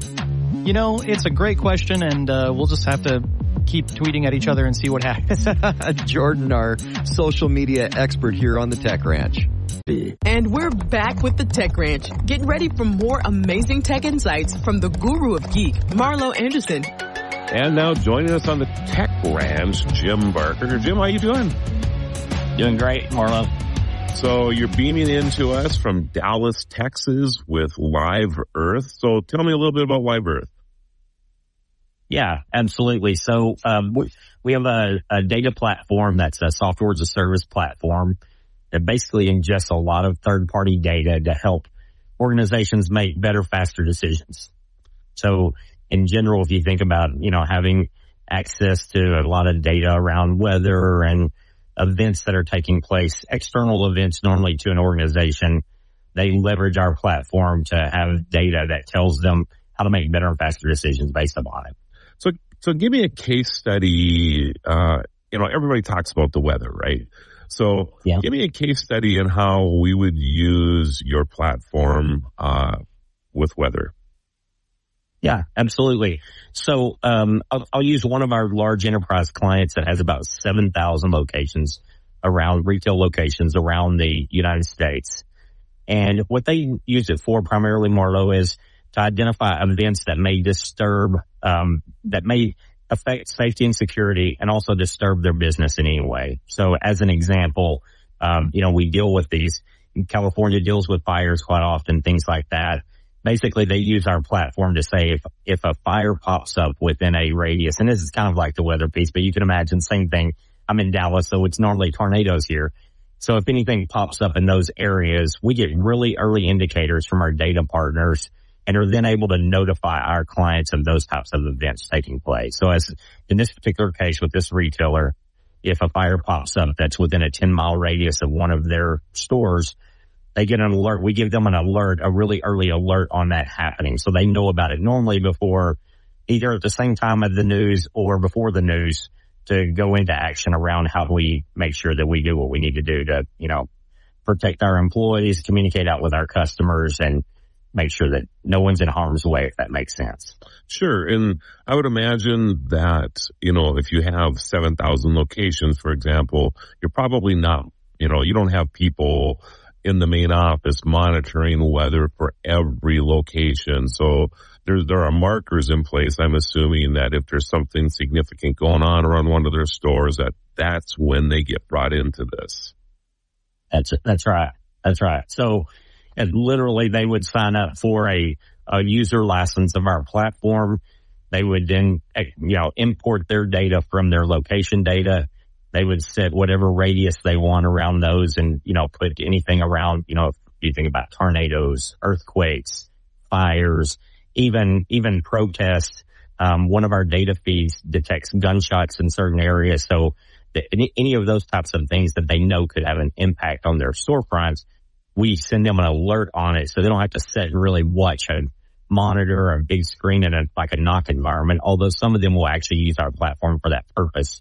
Most cases, what they're using it for is just tell us when we have an issue that we need to do something about, and that's what we do, is provide them that data. So where are you scraping the data from? Great question.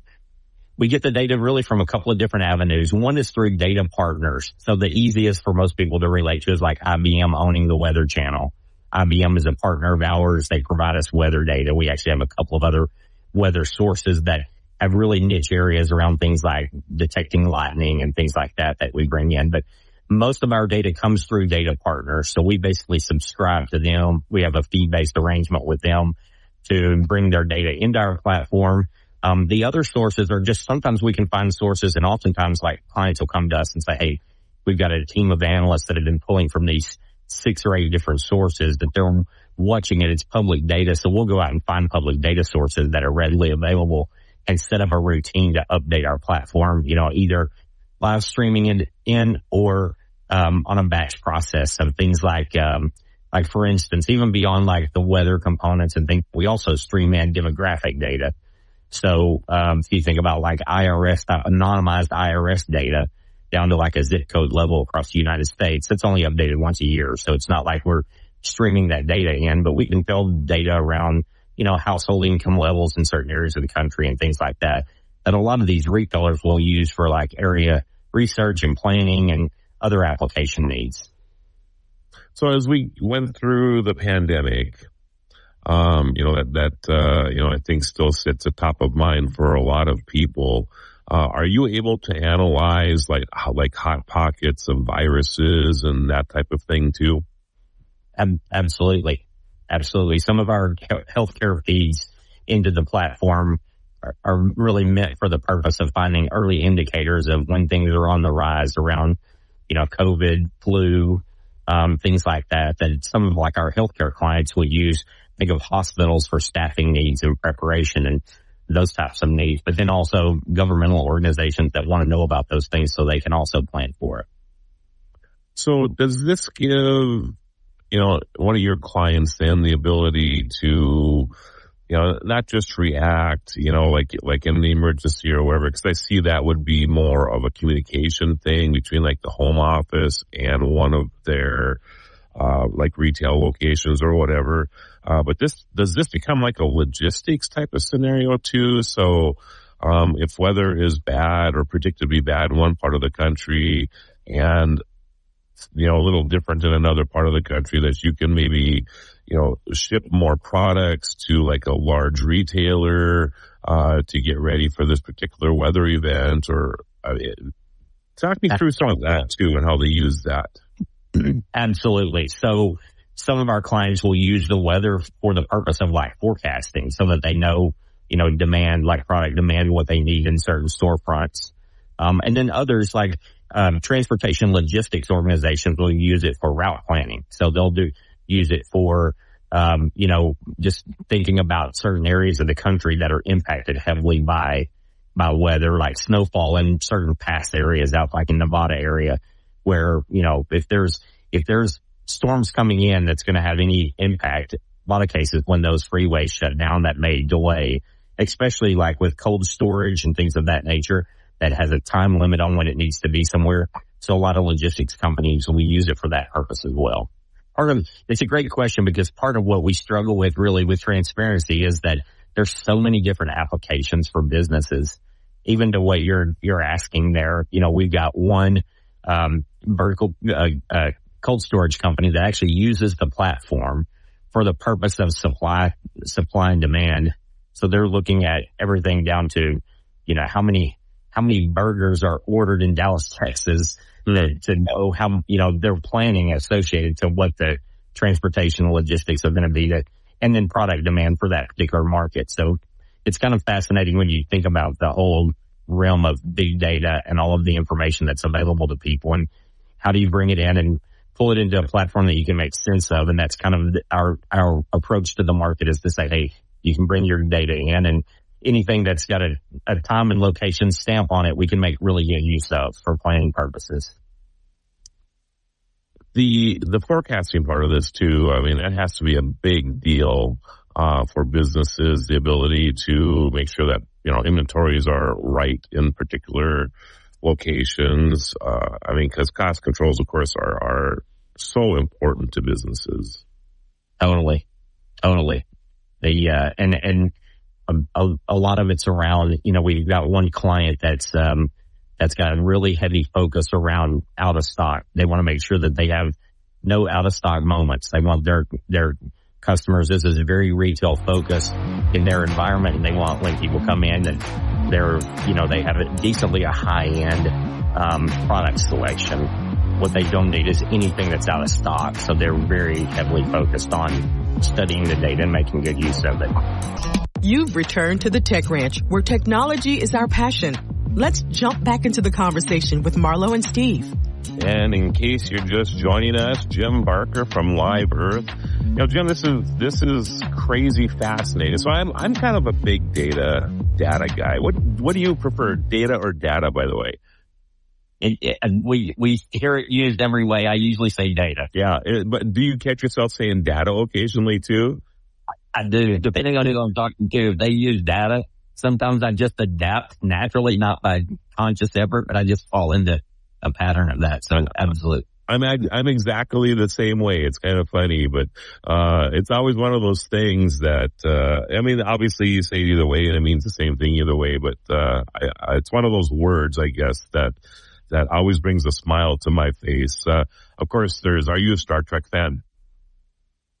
Somewhat. I didn't follow it nearly as closely as like my brother-in-law. He was a big Star Trek guy. Gotcha. Yeah. So, of course in Star Trek there's data, the androids. So, I think that probably influences how a lot of people say it. I guess when not to get off topic too much here, but I think the reason I say data more than data is because I think of data on Star Trek. So it's a name to me where data means data, right? So Exactly. that's kind of me, but that explains a lot. Yeah. Good. Yeah. So anyway, so Jim, with Live Earth here, I mean, so you collect these massive amounts of data and you use this information, or so that your clients, can predict things, help with forecasting, whether it's for products or what have you. So if, let's say a convenience store in the area that I live is interested in joining your company, why would they want to do that? Yeah, great question, Marlo. So it can range from many different capacities, but I'll start with probably the front end facing, which is the customer data. So, in any specific area, let's just say, since we're talking about your area within the United States, we pull in a lot of demographic data as well as customer spend data. So we identify the needs of a local market really well. So what that would allow this convenience store to do is to properly, merchandise their store around the needs, inventory and merchandise based around the needs of that specific demographic audience. So, the difference of you being up north and me being down south, our needs in those stores are probably a lot different. We have a lot of liquids in our stores down here. We need a lot of liquids because it gets hot this time of the year. If that makes sense. Yes, absolutely. So you take that front end and you think about the things around learning about customer behavior. And one of the data feeds that we bring in is also foot traffic. So we can monitor foot traffic into and out of facilities so that they can see, how surrounding stores, what the foot traffic is around stores around them, things of that nature. And so that's really all on kind of the consumer front end component. But then as you work on through the organization, the other things that they're looking for are normally around things that have to do with proper planning. So safety and security, loss prevention. So integrating in everything from like a video management system that would have video surveillance around a store to card access, who's getting in and out of security areas. And then also even crime data so that they would know in that specific area if there was something close by that happened that had an impact. Say there was a burglary in the area, we get a really early indicator of that we can communicate out to our customers. Do you, I'm thinking that for most businesses, Live Earth is really there, ultimately to either save them a few dollars or to find ways to, bring more customers or whatever. I'm guessing that that's what this is about more than anything. Yes, absolutely.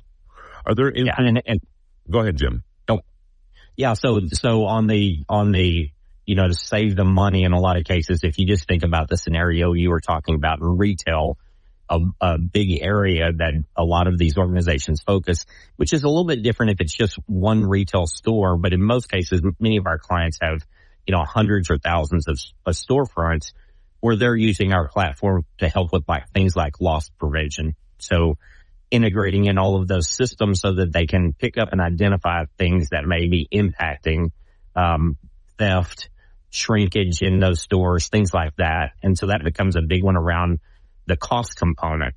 On the consumer front, more around the revenue, it's really more about how do we plan, even from the beginning of planning like area research to identify where should we put our next store. And that would all be based upon demographic data, customer spend data, retail foot traffic, those types of things that allow them to know where do they put the next store, but then also to watch around that store for things that may be happening. So one of our feeds is around events.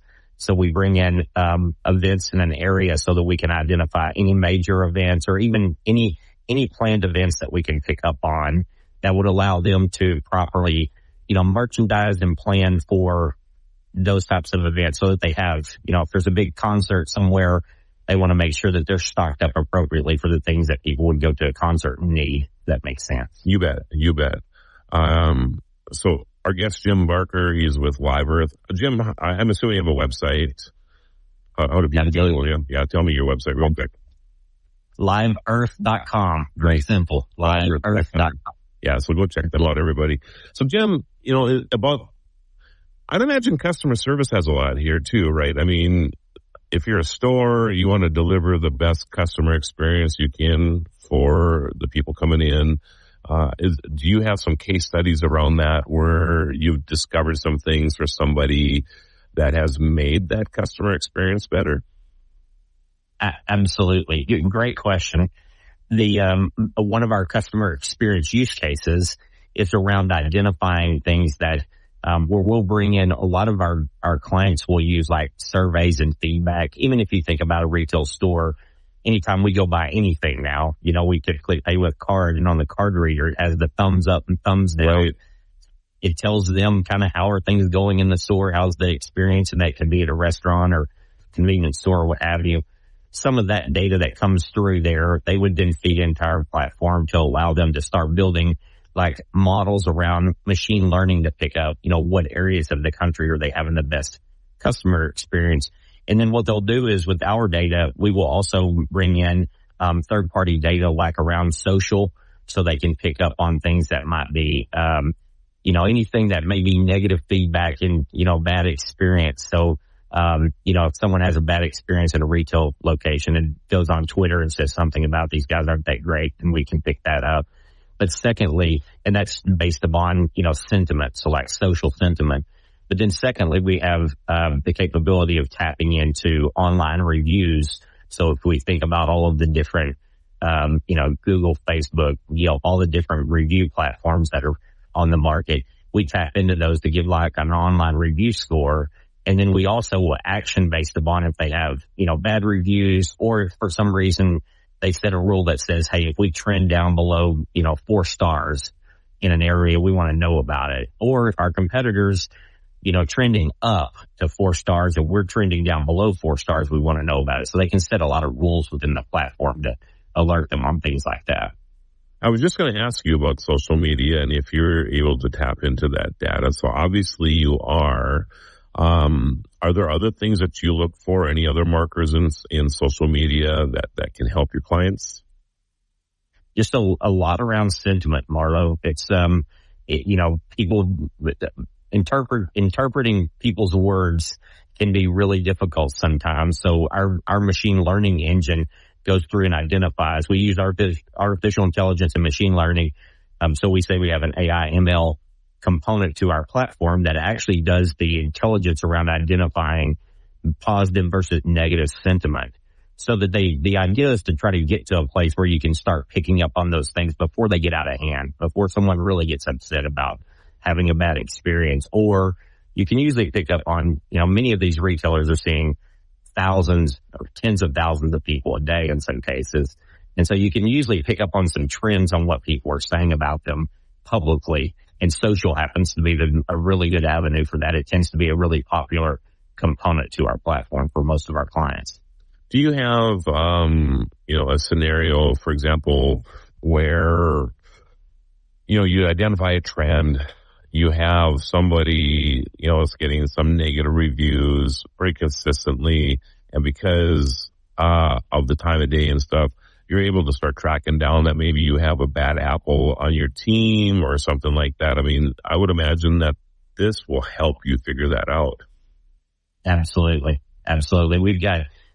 We actually have one retail client that has locations all over the United States. And what they do is on a regional level, they have regional managers that oversee these areas. And what they will do is they will really watch down to, they get customized data in each one of those areas around time of day feedback from customers, what they're experiencing from that. And then in a lot of cases, these regional managers will set up alerts to say, let me know, when these types of things happen, or when we reach certain thresholds, or even when there's a common element to the times of days that we're having. So if they can, after about a week, you can figure out that most of your bad reviews are taking place from 6 p.m. to 8 p.m.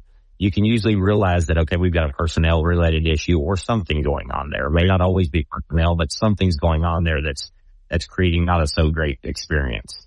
What about in education? Do you have schools, universities that are using your platform? Yeah, most of the universities and any type of like campus type environment uses the platform a lot for safety and security. So they will naturally have, campus environments have cameras all over. It's just amazing. A lot of people don't realize that, a typical college university could have anywhere from 30 to 50,000 cameras throughout the campus. Oh my goodness. And, if you think about a video management platform there, you have one component, and then they also have card access systems. Many of them have, they're set up with on-campus police stations. So the police department will watch over all these different things for card access and computer-aided dispatch. So a lot of them use the platform really as that single pane of glass to pull all of the platforms in so that when they get an alert, they know one place to go, and that's to Live Earth. So they easily go to Live Earth. Live Earth tells them what's going on with their, someone's opened a wrong door in a dorm or something at 3 a.m. and they want to know about it. Not only can we notify them, but we can actually, the minute something like that happens, if it's on a monitor, we can zoom right into that area so that they can see what's happening and even go back and play back the footage if they missed it. The one wasn't there to actually watch what happened. They can rewind for 3 or 4 minutes, go back and watch it. And they use our platform as that central point, single pane of glass, so to speak, for all of that. You just stated a term I've never heard before, computer-aided dispatch. Can you explain that a little bit? Used quite often by police departments. So if you think about it, the minute someone calls 911, there's a process that kicks in that says, okay, there's a location identified with this call. Naturally, we get on and start talking with someone, but automatically it's been dispatched. So someone's, the closest law enforcement officer would automatically get a notification and start that direction. So, if you or I, either one from where we're sitting today, dials 911, that's the platform that actually goes ahead and says, hey, we got an issue here. Someone will answer and start taking our call, but then automatically that starts routing a police officer to our area. That's pretty amazing because, obviously if a person has to take an address down and all this other stuff and then dispatch from that point, there can be a lot of time lost there. So that's a very, very interesting thing. I always assumed there was something. I guess I just didn't know that. So, Jim, this has been an amazing conversation. And, one last thought, we're running up against the clock here. Of course, Big Brother. And this sounds, a lot of people, of course, have a problem with all the privacy issues with data and that type of thing. Can you give me like a 10-second snippet on your feelings on that? Yeah, well, the first thing is security's highly important. So we go through all kinds of audits and governmental approvals on the data that we're providing. But in most cases, any client data, most of our data is anonymous data where it relates to a person. So we actually look at activities that take place, but no one ever really knows that it's Marlo or Jim. They just know that there were 2 people that walked in this convenience store today, if that makes sense. All right, Jim, how do we find you again? LiveEarth.com. Jim, it's been a pleasure. It's been a lot of fun getting to know you and love what your company does. I look forward to our next conversation, friend. Same here. Keep up the great work. Welcome back to the Tech Ranch. Let's get back to discovering the latest in technology with the guru of geek, Marlo Anderson. So this is interesting. Music companies sue Twitter over alleged copyright violations. Really? Yep. Suing for more than $250 million. Of course. I wonder does it say what the copyright infringement was? That's what I'm trying to get to here. These pay gates sometime on these news articles. That's actually what I'm talking about now. Gets you sucked into that, isn't it? Well,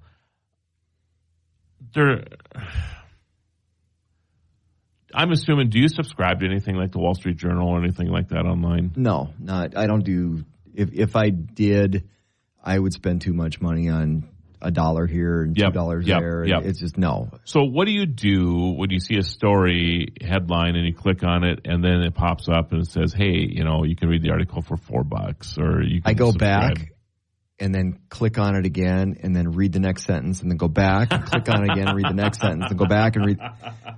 You can do that. You can do that. It's a pain in the butt. It takes a while, but you can do that. Yeah. It is a pet peeve of mine.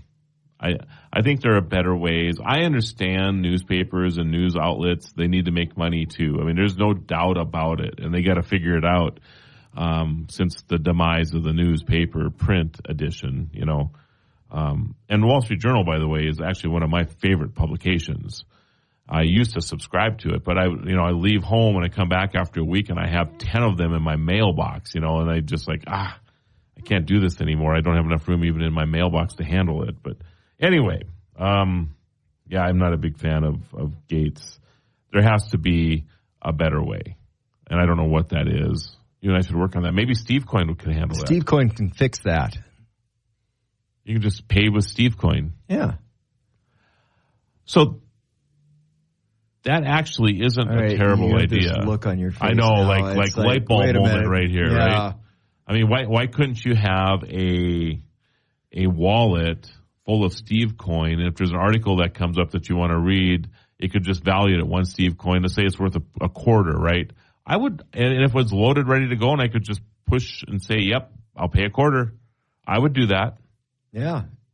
And not have to buy the whole subscription, right? Well, it makes a lot more sense than buying a subscription, you know, the 5 minutes it takes to fill out all your personal information. That's the thing. And the email. Yes. And then you get the notifications. Like, it was one article I wanted to read.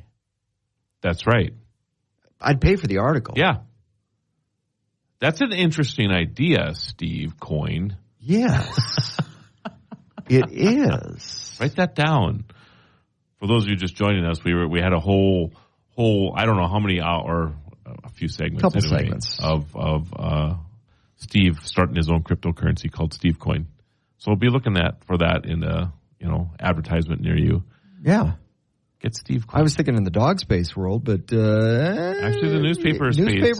Yeah, or articles in general. Articles in general. So you can buy the subscription to the Wall Street Journal for whatever, right? Or just pay for the article with one Steve Coin. Yeah. It's a quarter. I like that. I like that a lot.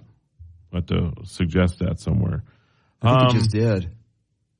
You're right. Yeah. I wonder how many of our ideas have actually been taken to. There's been a few I know that we say and then they become things after that. Oh, so this has been really. I'm showing this again. We've talked about this before. How'd your mosquito? It works so good. This thing is amazing. You should take this one home with you. So heat it. Oh, do you use? Yeah, you have an Android, right? Yeah, this is for Android. You have a USB-C on your phone. Yeah, you should just take this one home and use it. It's the future of everything. So this unit, it looks like a little flash drive, just a little guy that you plug into a USB port, and it gets hot. And so if you get stung by a bee or you have a mosquito bite or whatever, you plug this thing in and then you let it warm up for a second or two and then you push that on where you got bitten and it takes the sting away.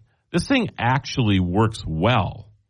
I'm very, very impressed with this thing. You've tried it. I have it in my bag. I carry it with me. Well, it's so small. You can have it with you. The only thing is sometimes I think it's a jump drive. Don't confuse the two. So I plug it into my computer thinking I'm going to put data on it, and that doesn't work. But yeah, just here. All right, fine. Reaching it across you. Take that one home. Next week, go out and get some mosquito bites this weekend. Yeah, I'll go roll around in the backyard and see what happens. Yeah, and then do that. I'm really curious, though. So what's the mosquito bite? What gets transmitted with that sometimes? Malaria? Well, yeah. But what's the one that we get around our neck of the woods here? Sleeping sickness? No, there's... Yeah, I know the one you're thinking of. I'm curious if... Yeah, that one. If that actually... Why is it that neither one of us can think of it? Everybody's screaming at us again. It's blah, blah, blah. Oh, my goodness. Wood ticks is Rocky Mountain fever. Yeah. But even there, right? So if you treat it quick enough with that heat, I wonder if it would kill that too. Before it transmits through your entire body, right? That's an interesting question. It is an interesting question. So let's get a hold of the heat it people. and see if they have some answers to the transmission. If you at least some analytics. If you catch it quick enough, will it burn out the virus that it was coming along with? Thinking it could. We'll have to research this a little bit. Okay. But try this thing. I was bitten a couple times the last couple weeks, and I just pulled it out of my bag, and within seconds, the sting is gone. So it's called Heat It, right? Heatit. Yeah. It's reasonable, too. I got to look it up here. You know, if you pull, I wonder if Yarbo can get rid of mosquitoes, too. Well, why not, right? Spray your lawn for mosquitoes. I'm looking up. You have to do right one now. Yarbo plug. By the way, I did look up some different AI music generators, and there's a bunch out there now. There are a bunch of them. Yeah. Sounddraw, Boomy, Melody Studio, Voice Mod. These didn't exist a couple months ago. Yeah. It's just they're coming out like crazy. Yeah, and by the way, the song with The Weeknd, it was a Drake song. Okay. That was artificially created through AI featuring The Weeknd. So that was the song I was trying to figure out earlier. But so the Heat It mosquito and insect bite relief for Android, I don't think it's available for Apple. And it might be just because of the plug on Apple isn't a USB-C for all of them. I don't know. $37 to $40 typically. Lowe's has it for $48.98. If you want to you can get it at Lowe's, I guess, if you have a Lowe's close to you. So they do actually have a 2-pack as well. But yeah. It might possibly prevent West Nile virus. That's what I was looking for. Yeah, I know it was. You just looked it up? I did. Well, that's really interesting. Yeah. Encephalitis. So the heat action actually... I wonder if it... I suppose it just depends on how far, like, the mosquito bite has penetrated into your skin. Yeah, how quickly you... And how quickly you heat it up and get to it. How big of an area do you destroy quickly? You know, right. It's kind of like if you suck the rattlesnake bite venom out quick enough, yes, you won't die. Right. I will never do that for you. Okay, yeah, I wouldn't either. You're on your own, Marlo. Just saying. Yeah, it's been good to know you, Steve. Yeah, it's been fun. It's been real. It's been real fun. You know, that'll be the next thing that'll come out for our phones is rattlesnake kit bites, right?